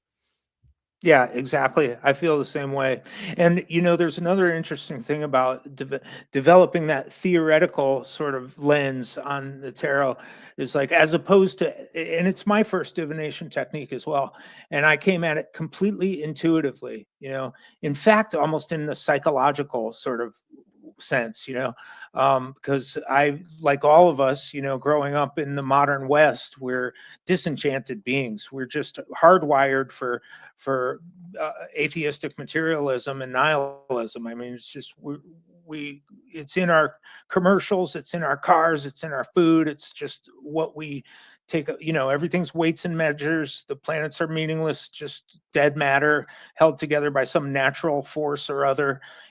But I don't want to go down that path right now. But I will say that regarding the tarot, starting from that intuitive place and then learning all this theory and all the GD correspondences and all the mythology and all these different ways of looking at it, then coming back hopefully to where the intuitive and the intellectual kind of meet, and you don't have to think about those correspondences anymore. It's become something where these symbols, especially I use Tarot de Marseille. And Marseille, these are nice, like woodcutty looking, strong, austere images. I started on Rider-Waite like most people, but I switched to these pretty early on, and I just find them to be more penetrative. Like when I look at a Tarot de Marseille card, it's just like it can bypass my intellect, or it can, before I get in there and start interpreting it, just like dream interpretation. And Danny Newman told me this. He got it from Freud or Jung or somebody, but he said the first thing in dream interpretation that you should think is, how does it feel? Not what does it mean? When you have this crazy dream, you wake up in the morning, what does it mean? My dog has ESP with me and we were eating cereal or whatever, but don't look at like what it means. Try and feel those feelings, around that. So I think the really integrative part of tarot is when the theory and the practice and the intuition and the intellection, I guess, kind of become one thing, and you really just absorb the symbols for what they are, and maybe you're able to articulate those to somebody else. Thank you both. Appreciate that greatly. Sure. Do you think at some point, this type of magic was more open in the public, or more well accepted? Like I think, like during the Renaissance, do you think maybe it was used more or considered more? The Roman Empire. Yeah. Was Everyone was an astrologer back then. Yeah, the Thrasyllus. I mean, it was part of the legislature. Mhm. Yeah, it was like a civic art. Yeah, absolutely. It all has to do, I think, exactly with what you were saying, Jamie, is that atheistic materialism, and it's unconscious because it just surrounds us completely. That just it relegates it to this, the bin of woo.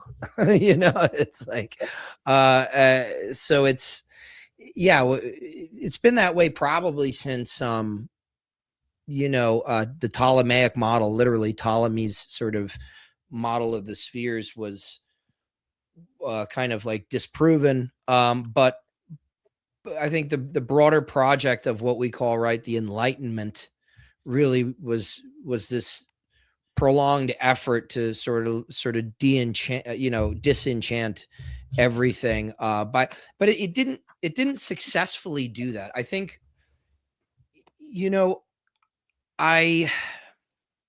somebody asked me a question recently, or they posted up on my wall, and I haven't gotten to it yet to answer. They said, okay, if this stuff was so powerful, why did modern science, why was the Enlightenment able to overcome it and destroy it? The first thing is it didn't destroy it. Okay. We're all sitting here. We all do this shit. It did not destroy it. First of all. Second of all, it really was a shift in predominantly the Protestant, and Walter Hanegraaff has done great research on this. The Protestant universities wanted to strip out this sort of Platonizing version of Christianity.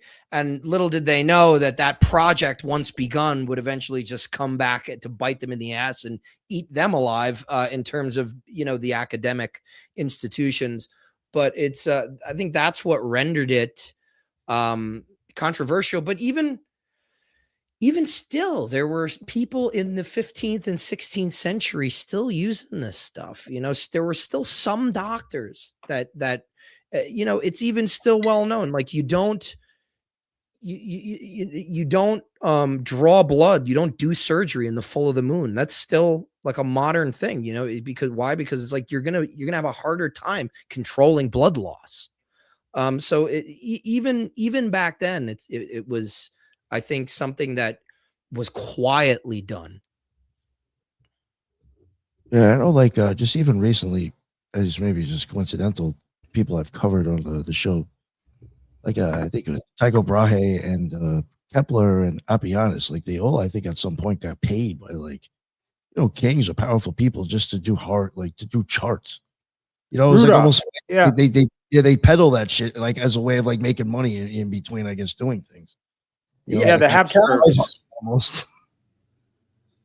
Yeah, Rudolph and the Habsburgs, I think they both worked for them. Tycho Brahe had 2 castles that he built specifically for the observations, and the entire things were engineered for that purpose. So this was major operations going on back then with just normal. I mean, I don't think he fully even had the telescope either. So this was just standard observation of the sky. Yeah, him and his drunken elk. Yeah, fell down the stairs. Yeah. It was another interesting thing about him too. They do speculate that they think his flower gardens are even planted in like planetary, like everything that would go along. I guess with Mars would be in the same area, or Jupiter would be all in the same area. Like he planted all those things like separately to go along with each other. Tycho did. That's what I came across when I was covering him. Yeah. He was really big into the Chinks shit. He provided health for everybody on that fucking island. Yeah.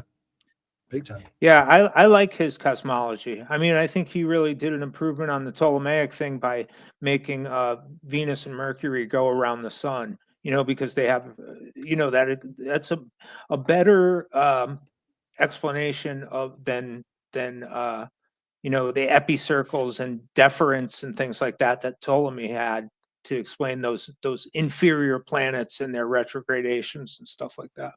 But yeah, I love the Tychonic cosmology, and Ike and I have talked about this a ton, and it's a charge that many anti-astrologers level at astrology, is that it's geocentric. They say it's geocentric, so it's an outmoded cosmology. It's but that's astrology. We use the word georeferential. It's georeferential because the Earth is the reference point from which human beings survey the cosmos. The Earth is the locus of human consciousness. Astrology is an earthly art that we apply to the cosmos. So we live on the Earth. It's our perspective, and it makes sense to think of the Earth as being the stationary central object. So one little thought, exercise for this would be, imagine you're looking at our solar system from celestial north. You're out in space and you're looking down at our sun, and all the planets are orbiting it, right? Take the pin out of the sun, stick it in the Earth, and leave all the movements exactly the same, and you're totally fine. You know what I mean? That's all you need. You don't need to believe something ridiculous to be an astrologer. You don't need to believe in geocentrism. You need to believe that the Earth is your locus of observation, and you need to consider that both the Earth and the sun are careening through space at some ungodly miles per hour, right? Doesn't matter which one's rotating around which, just stick the pin in the Earth, leave everything exactly the same, and you're fine. You have Tycho's cosmology right there. Yeah, bingo. And it's virtually useless, in my opinion. It's virtually useless to adopt any other perspective when you are doing any kind of magic, Right. because magic is all about the phenomenology. And so it's like, as a magician, you need to be in the driver's seat. When you're outsourcing sort of the, whatever it is, the locus of gravity or whatever you think it is, I think the main thing is this idea that when we reallocate the quote unquote center to the sun, it kind of, it detracts from the specialness of human beings. It's like, I think, again, that's another modern or postmodern misconception. I think it's a corruption of our thinking that is a product of this everywhere we look atheistic reductionist materialism. It doesn't matter if the center of the center of gravity is the sun. Your experience is in your fucking body, in the room you're in the town you're in the state you're in, the fucking planet you're on. So that does not negate any of that stuff. And again, like Jamie's saying, you don't need to say either or. You got to have two things that have their own domain of authority, right? Let's say the phenomenological and the scientific or empirical, or the subjective and the objective, respectively. They got to have their own domains of authority if you're going to do this shit. And they have to be in communication with each other, but one shouldn't be trying to stamp the other one out. But particularly when you're working magic, it is useless to not adopt that geocentric driver's or georeferential driver's seat view of the cosmos, because both are true. They're just different kinds of truths. Yeah, I agree 100%. I also agree that if you're doing Hellenistic, medieval, Renaissance, Elizabethan, whatever, if you're doing any traditional astrology or magic, you at least have to know that cosmological model. You have to know the Aristotelian, Ptolemaic kind of situation of the cosmos. You have to know that the elements are in their natural place in the sublunary sphere, meaning it's pre-gravitational, right? They didn't know about gravity. So they had the Earth in the center. They had water on top of the Earth. They had air on top of water. They had fire lighter than air. You could see when you drop a pebble into water that the earth sinks. You could see that when you put air in the water, the bubbles rise. You could see that fire is lighter than air. I mean, that's just the way the elements stratify, or the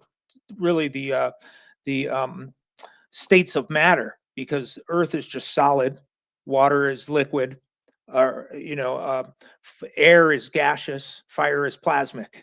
That's all. So, and then you get the etheric spheres, like Ike was talking about, incorruptible, unchangeable, above the sphere, the sublunary sphere of generation and corruption.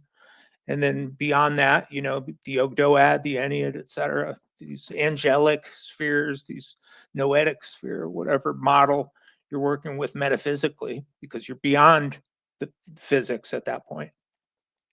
Yeah, and one thing that I made a note that I wanted, like right before we started talking, that I wanted to kind of offer to anybody that's trying to understand astrological stuff, because I really feel for the person. I did magic for years, and I couldn't wrap my head around astrology. I feel for people who can't understand it, specifically because I'm trying to scientify it, or I was. But this helped me. I don't know how much it'll help everyone, but I'm sure there are some people out there that will be interested in understanding this. The basic premise of astrology, like Jamie's saying, is not necessarily that there are these astral rays, again, a substance of sorts. It's more so that everything is interconnected on the level of the blueprint, the level of the metaphysic. And for those of you that need a little bit more of a philosophical or sophisticated way of thinking about it, we talk about it in Agrippa, you talk about it in Iamblichus. Any kind of drawing down effluence has to do with this chain of flow, okay, from the divine through the celestial to the material. Now, that implies like proximity, which again, there's a truth to that, but there's also this other truth. And the other truth, which was really elaborated by the Stoics, but I think Plotinus, the quote unquote father of Neoplatonism, really nailed it. This idea of sympatheia, sympathy. Okay. What he said, and if you're familiar with the tree of life, you'll understand this, the Kabbalistic tree of life. What he said is that like sympatheia doesn't, the fact that everything is, I guess the word he used was emanations, right? Proodos, a moving outward, an emanation. But he said, Plotinus specifies, because of sympatheia, that emanation of the spheres doesn't necessarily happen sequentially. It's just a hierarchical relationship. It's a series of relationships that is happening at the same time. It's the same thing with the lightning flash on the tree of life. Keter and Malkuth are happening at the same time. They just have a hierarchical relationship and this stratification of relationships between them. So I don't know how much that helped. It certainly helped me to kind of not get caught up in like, okay, I've got this on the one hand reductive, quote unquote, empirical model of the way that the cosmos works. And then on the other hand, I've got this, like, I don't know, German fairy tale. I don't want to have either of those. What was much more satisfying to me and lined up with my phenomenology of the experience of practicing astrological magic is to view everything as having this sympatheia, right? Where there is relationship to each other, but it's not necessarily that, everything is sequential or linear, let's say, right? Because then that's how metaphysical causality happens, is that it's not linear. Right, exactly. Felix Fortuna Rex is asking, King of Happy Fortune is asking, modern astrology compared to ancient astrology, modern using the outer planets or just the original 5 plus the 2 luminaries. I think that's worth talking about for a second.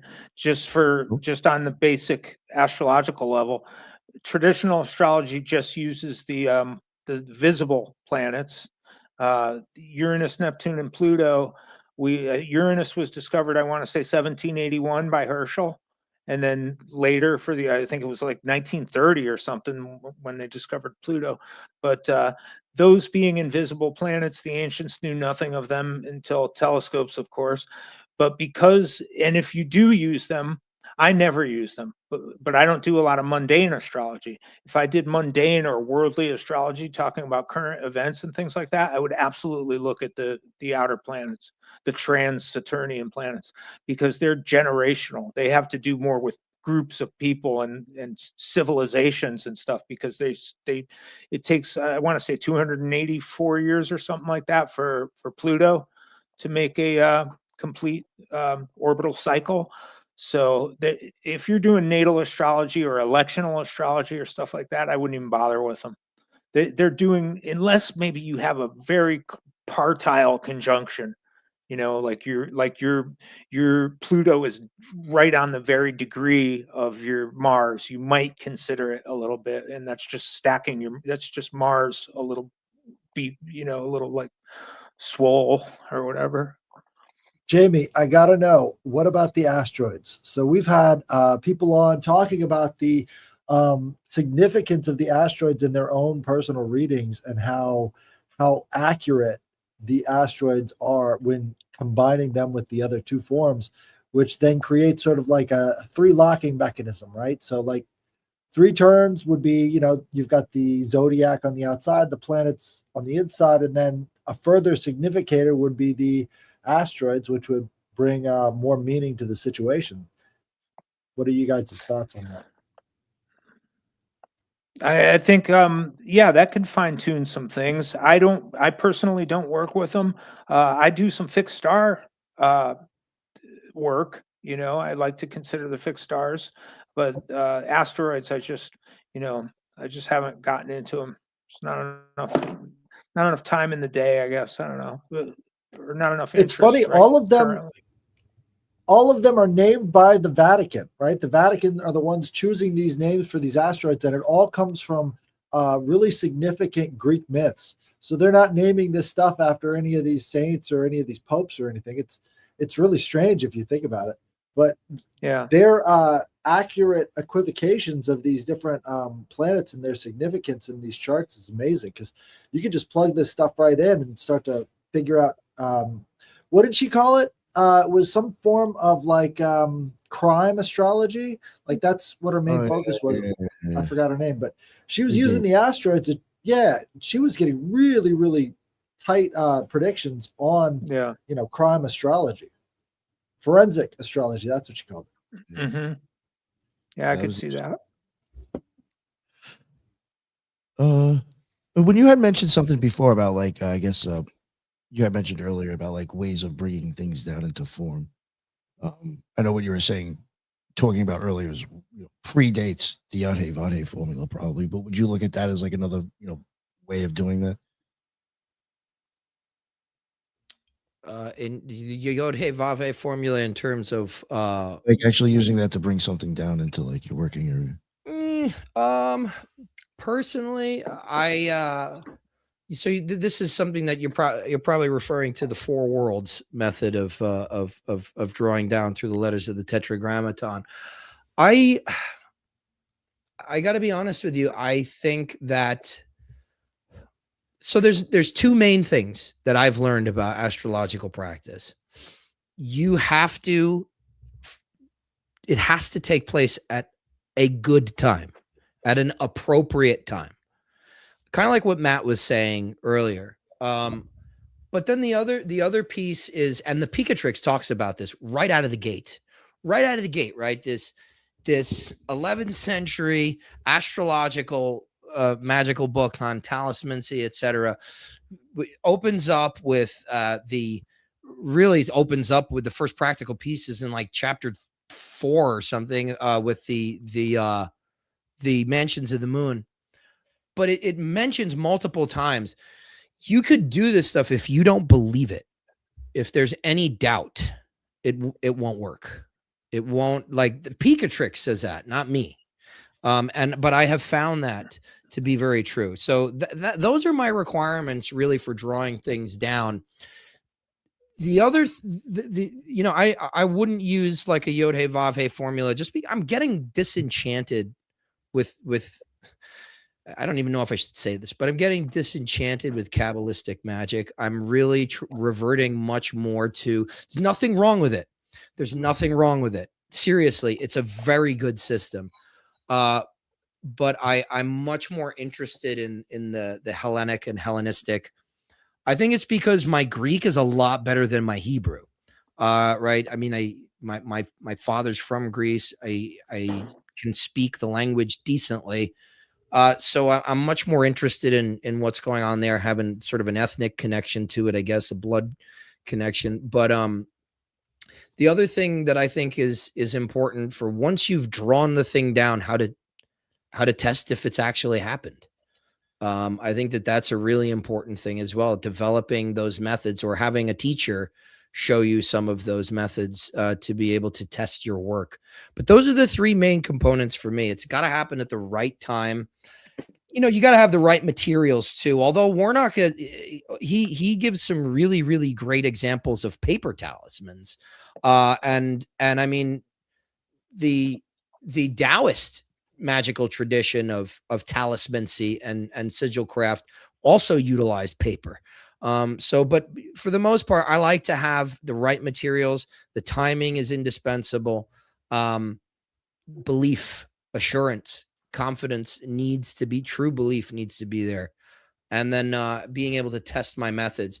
So I don't know, that I guess that doesn't really answer your question, but I don't really use that method. The only method I've used Kabbalistically has been, the hexagram and Ararita formula to bring things down. But you're going through the entire hierarchy.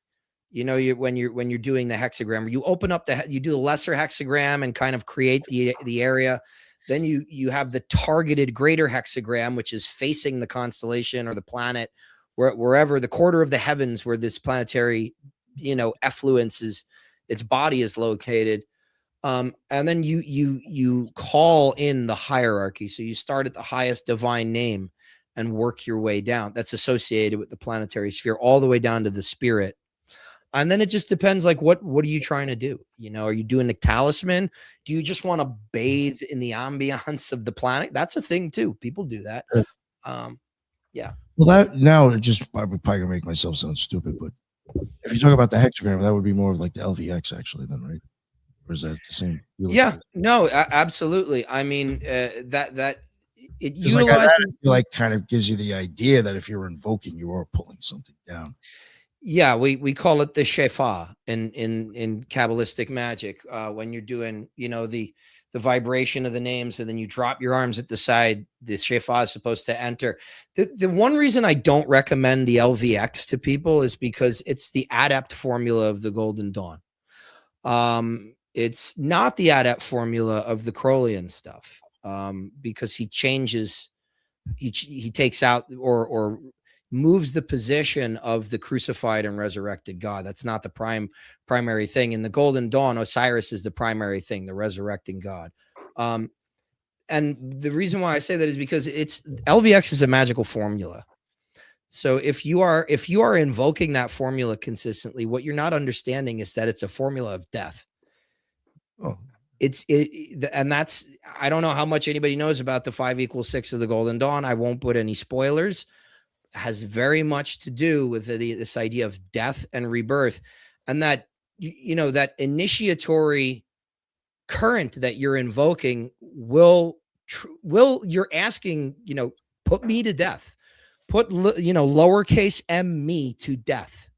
I used that shit for about 4 years straight. Exactly. So and I did too. But and it can create a lot of, in my experience and in the experience of other Golden Dawn practitioners that I've worked with, it can create a lot of unwanted or just intense stuff. So again, it's another reason why I don't like to really I don't often recommend, even in the private classes I give, I don't often recommend that people pull rituals out of like the Golden Dawn whole cloth. And if you're not working that system, It's a good advice. maybe, who knows? I mean, I'm sure there's some people that are like, fuck this guy. I did the LVX. I got a car. You know? but You didn't know that one. Fuck. What the fuck was I doing wrong? yeah. Was there any other questions in the chat that maybe I just wanted to say I appreciated what Ike said, everything he said about holistic magic and correspondences and like utilizing the system of, I mean, it's hard for me, Ike, because I don't have my cultural familiarity with certain things is, you know, I don't have, like, I'm mixed. So it's like, for me, it's like, I just draw from like what I know, but it's not necessarily because I have like a deep rooted like blood memory of it. But I try and do that, but I appreciate what you said, everything that you said. I think it was important to hear. And even the thing about the 5 and the 6 is very interesting because there's a Vajrasattva Tantra that talks about, he says like in the Tantra, the 5 or the 6 arises in the 5, but then the 6 also has to descend back into the 5 to like do something with it. So I don't know. It kind of reminds me of that dialectical relationship. Well, go ahead. I was waiting for you I wasn't guys. gonna say anything. I was just leaning forward.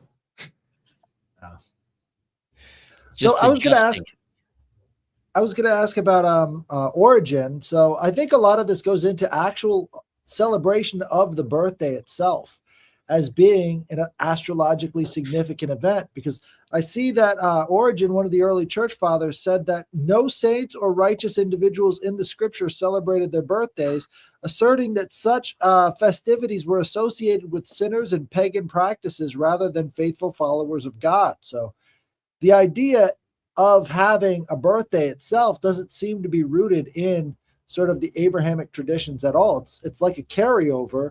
Even after they tried to get rid of most of these pagan practices, people didn't want to get rid of their own birthdays and these celebrations having to do with, you know, the ancient gods. We've sort of left all of those conceptions of the birthday out and just sort of stuck with the date. It's kind of interesting.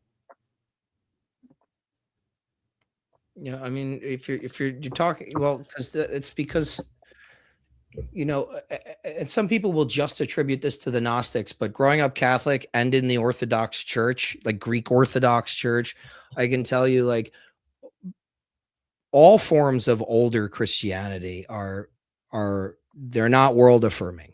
Okay, the incarnation, the only incarnation that really mattered was the birth of Christ, and it's not necessarily as like world denying as some of the Gnostic sects, particularly the Sethians, right? The Valentinians were not that world denying. They didn't really think the demiurge was evil. It's just that people we have this bracket term called Gnosticism that we just throw all this bullshit into, and so you don't really get a really good picture of what those early Christianities were talking about. But even on the right, so it's a good example. Plotinus, father of Neoplatonism, he wrote a tract, you know, against the Gnostics. Thing is, he's only arguing with them theologically. How could you think the demiurge is evil? How could you think that?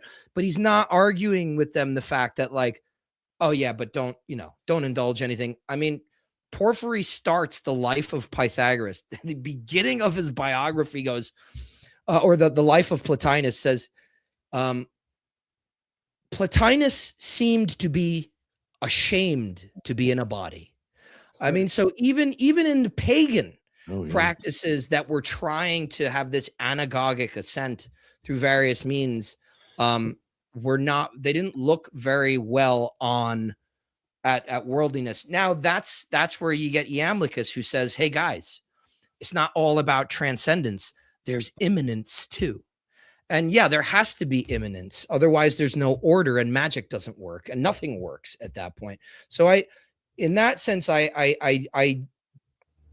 it's a very, especially for a theurgic magician, it's a very nuanced sort of line that you have to walk. What do you think about that, Jamie? I'm interested. I like Gregory Palamas's sort of solution to that. Well, it wasn't totally his, but he did the best sort of articulation of it, I think, is ousia and energeia, that the essence of God is apophatic. It's ineffable, etc. We can't know anything about it. We can't define it in any meaningful sense. It's just completely escapes our mentation entirely. But we could know its or his energies in the world, its activities in the world. So I think I forget where this started in this conversation, but that's where when you were talking, that's kind of what I was thinking about near the end. There is that's one way. About going back. So theosis, at least in some Orthodox circles, theosis is made possible by energeia, by activities in the world. So it sounds very close to the synthemata that are sewn into reality, and in fact, a lot of that, as it passes through Pseudo-Dionysius and others, and Plotinus, who was, not to mention Origen and Clement of Alexandria, how a lot of this makes it into the early church fathers, and a lot of this, late Platonic theurgical stuff. These ideas, and if you look at icons, for example, they're not just, icon carvers. They're not just making a painting. These are windows to the noetic realm. These are like real portals, sort of, metaphysically. So there's a intact, I think late Platonism is sort of alive and well. And it's as hidden as Palomayombe or whatever is in Santeria or Catholicism. How these Yoruban magical initiatic traditions were hidden under the veneer, a thin veneer of Catholic saints and stuff like that, just so they can, I think there's a similar sort of mechanism, an earlier and similar mechanism with some late Platonic ideas and Christianity, how there's sort of orthodoxy as a Trojan horse for some of that stuff, let's say. And I don't know if that has anything to do with what we were talking about, but I feel like energies and essences was a place we were going. Is that right? Yeah, that could be like a really good title for a new age music album. Energies and essences. Yeah. It's somebody playing a Tibetan bowl for 4 hours. Like that. Exactly. Did anybody have so it's already 2 hours. I mean, I hate to wrap it up, but I guess we have to stop at some point. Did anybody have any questions or anything before? Well, I did have a question. Go for it, Branch. Get it off. Okay, one moment here. I have it written down. So I guess just whatever you want to respond to out of this, but I had several kind of points here I wanted to ask about, and I'm glad I waited because I did hear you mention the porphyry tree, and my understanding is that may have been, how we ended up with like the Tree of Life Sephiroth kind of model today with the pads. It seems like it does begin as that, and then I was going to mention Kircher, who then added the letters to the pads, and then you guys ended up saying it. So that's why I like to wait a lot of times. So it makes more sense when I actually talk about it, I guess. But anyway, my question was kind of like referencing these letters on the pads. And so when we're dealing with the path between Malkuth and Yesod, are we kind of dealing with like the firmament there? And these letters that are on those paths there, I was looking at them, and it seems to me that it's like Lamed, Mem, Nun, and Dalet. And you guys were talking about windows and doors just a moment ago, even speculatively, but it makes me think of the door in heaven, or the portals in heaven, through which God would send the waters to flood the earth, or he sends his seed, Christ, or his prophets, or where, you know, our birthdays are kind of celebrated as when we passed through the door of heaven, right?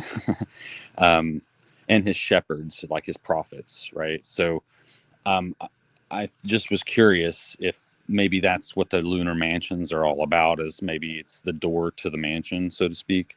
And maybe that's why these times are important, because doing something at the wrong time would be like trying to get through the wall of the mansion rather than the door, so to speak, right?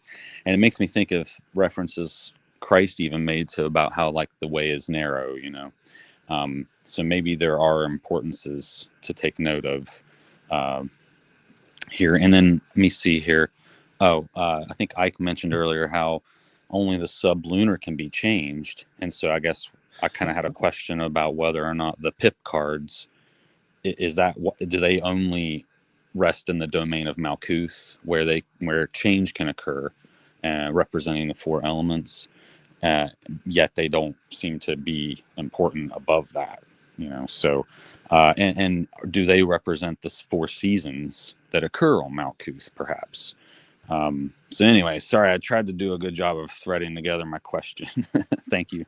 Yeah, I don't know if Jamie wants to tackle the first part of that, but I have ideas about the pips. Well, and the how the porphyry tree maybe is that a good diagram of the chain that you guys have talked about. Porphyry. The thing, I think the thing that people get wrong about Porphyry's tree is that it wasn't really porphyry. It was, so Porphyry wrote this introduction because one of his like students or one of his friends was having a really hard time. Actually, it was a Roman like politician was having a really hard time understanding Aristotle's categories. Aristotle wrote it that way. So, you know, there's that like fabled transaction or that letter between Alexander and Aristotle where he goes, you know, Alexander's expressing disapproval about Aristotle publishing his teachings. And Aristotle goes, yes, I have published it, but I also haven't. So it was supposed to be very, very rigorous, esoteric. So Porphyry writes this thing called the Isagoge, the introduction. Very, very, I just finished reading it for the second time like 2 days ago.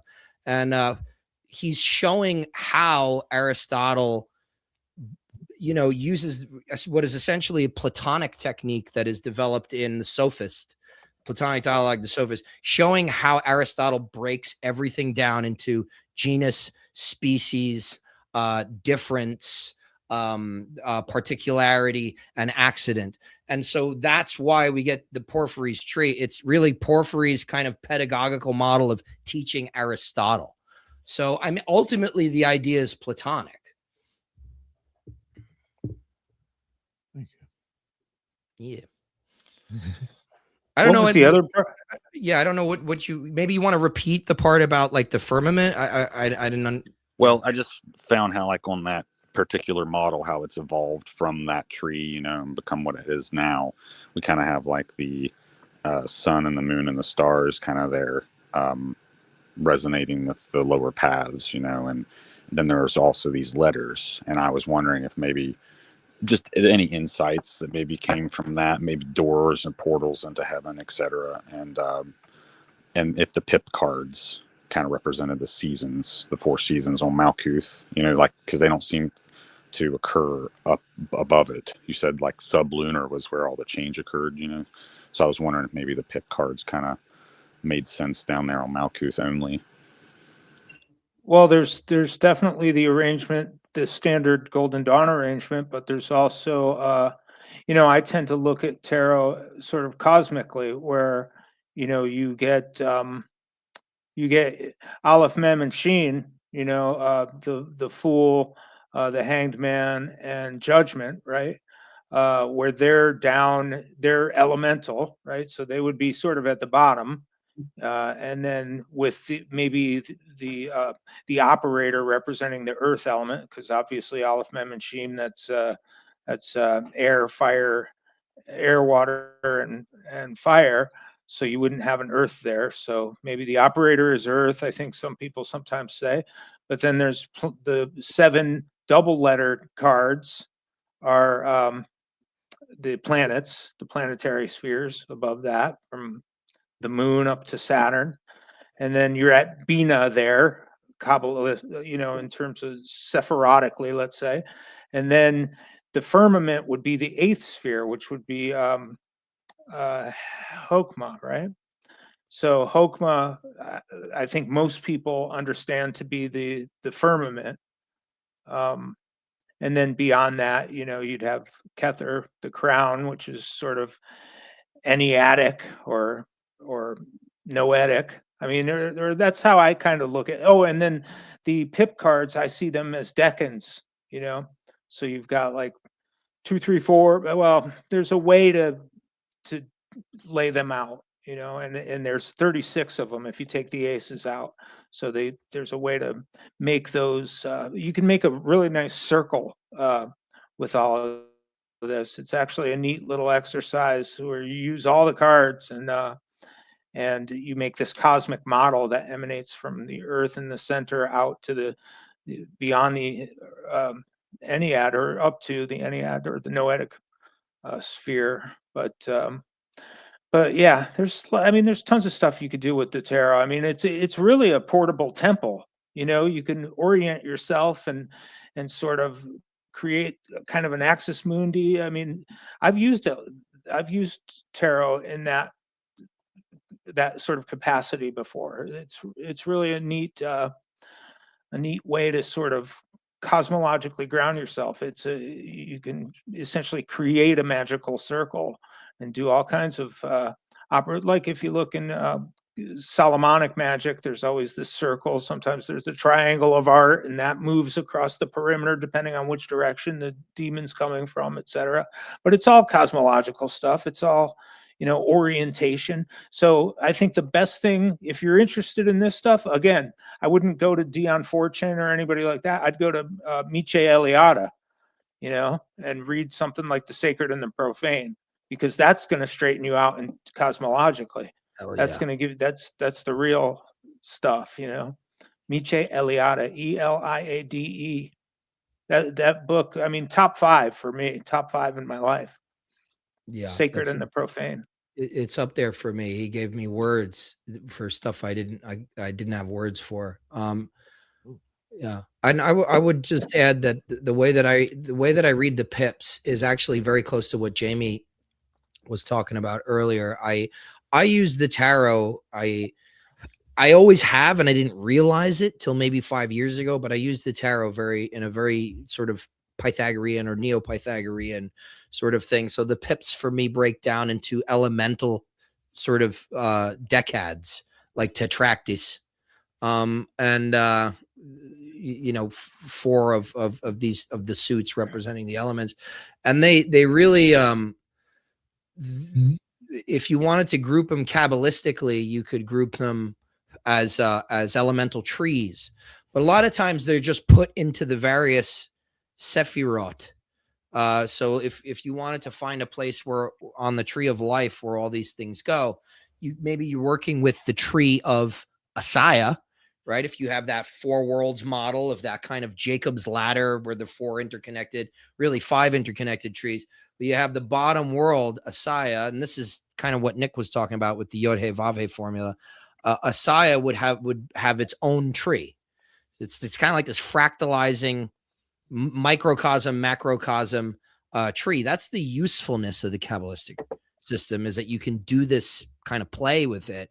And so you'd have a tree of life in Asaya, and then in each one of those Sphirot, right? Keter's 1, aces. Chokmah's 2, 2 pip. Bina's 3 pip. That's the way, at least I learned it through the Golden Dawn. But it is very Pythagorean, and one system is not, right. It's if it's right for you, if it's better for you for what you're doing. Personally, I love the idea of taking those and assigning them to the deck ends. I think that's brilliant. Well, yeah, I Arrow, agree. And well, I wanted to mention one other thing. I also like that you assign the Keter to the ace, because oftentimes you see the crown appearing there with the suit, but also a yod or a hand, kind of gifting out, giving the element as well, like in a boon kind of way. So I think that's very fitting. Thank you guys both. I appreciate that. I think Arrows Up had an interesting questions here. Why did Porphyry go against whole sign houses, and what do we think about that? So whole sign houses, in case you don't know, it's a house system, so domains of terrestrial action. It's like, one house might be your body, your physique, etc. The second house would be like your belongings, your movable goods. The third house would be like siblings and short trips, etc. All the way around the wheel. The houses are the domains of life in which the zodiacally conditioned planetary sort of essences play out. So she's asking about, why did Porphyry go against whole signs? Because the first quadrant house system was Porphyry houses. So whole signs meant that the signs shared cusps with the houses, that the cusps of the signs were the same as the cusps of the houses. So that's, a lot of people say that's the first house system. That's the old Hellenistic house system. Some people have argued that point, like I forget her name right now, Hedges, I forget her name, but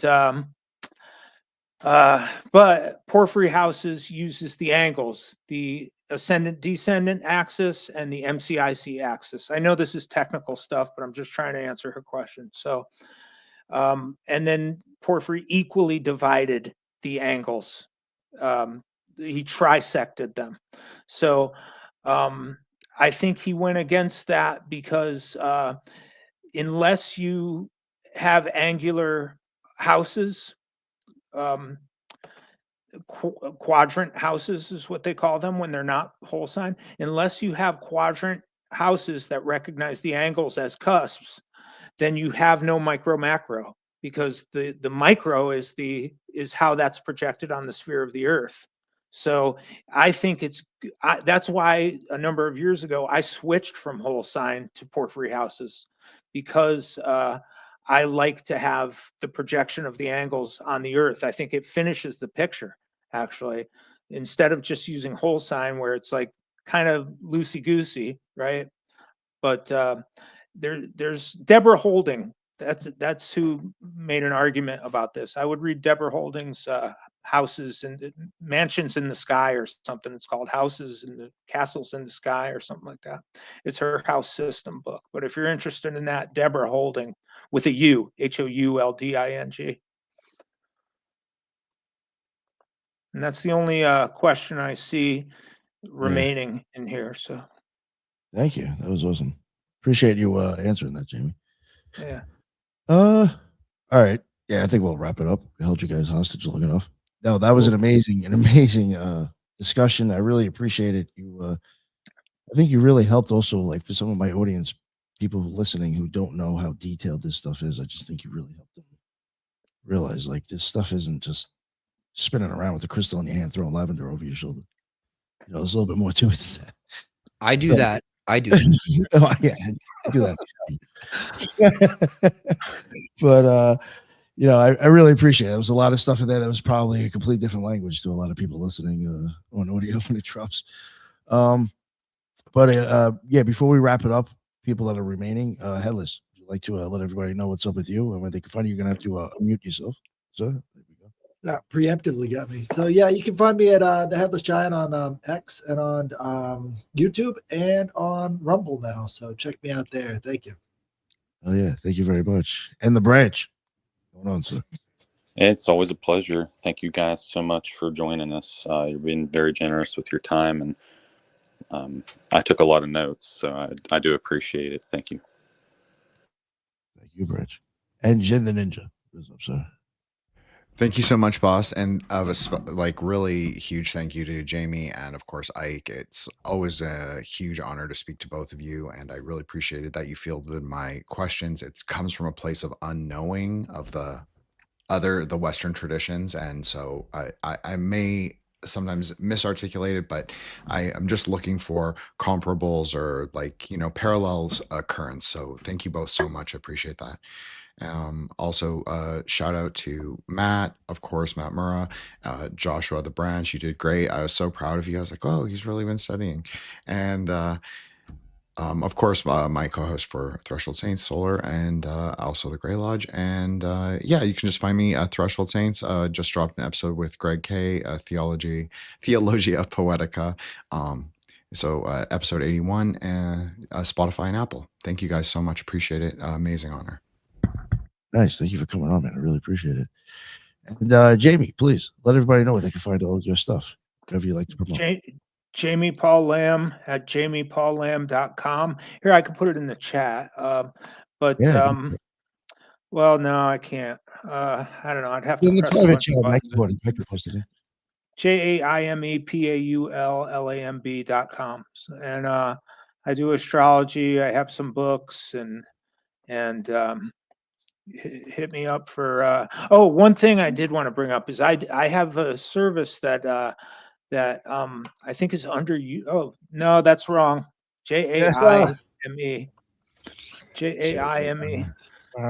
Like it's like Jaime.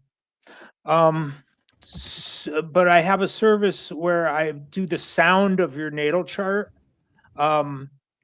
in a harmonium improvisation, like a 5-minute MP3. I make a 5-minute MP3 of the sound of your natal chart played on a bellows operated reed organ. It's really kind of a cool service that I'm surprised more people don't hit me up about that. It's you hear like through, and I use medieval and Renaissance and some antique correspondences to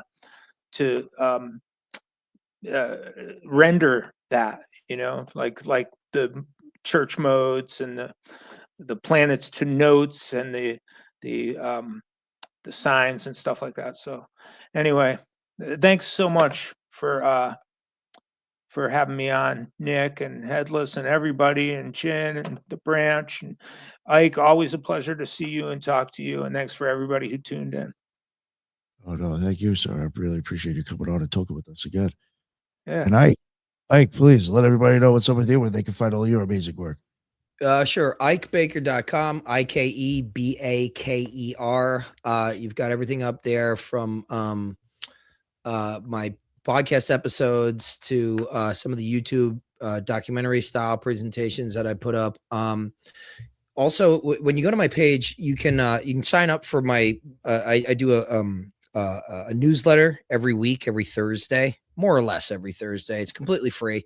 If you want, you just go and sign up for it. Throw your email in the subscription box there. Also, on the bottom right hand corner of my sort of like, I guess, homepage, there's a little chat widget, and then anything you write in there will come directly to my inbox. Again, I always say, please be nice.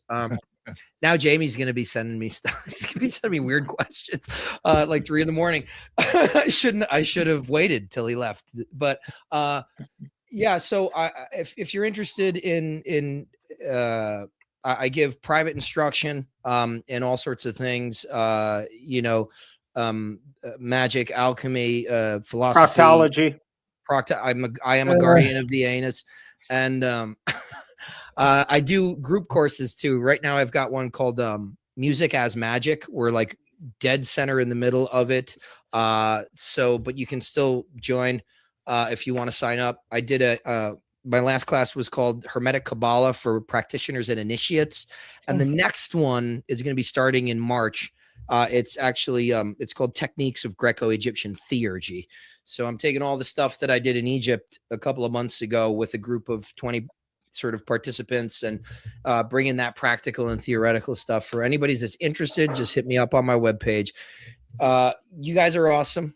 Thanks for having us on. Thanks for inviting me on too. I really, it was a real treat to be able to sit and talk with you guys. And Jamie, of course, it just hats off, man. You are a brilliant dude, and I love you.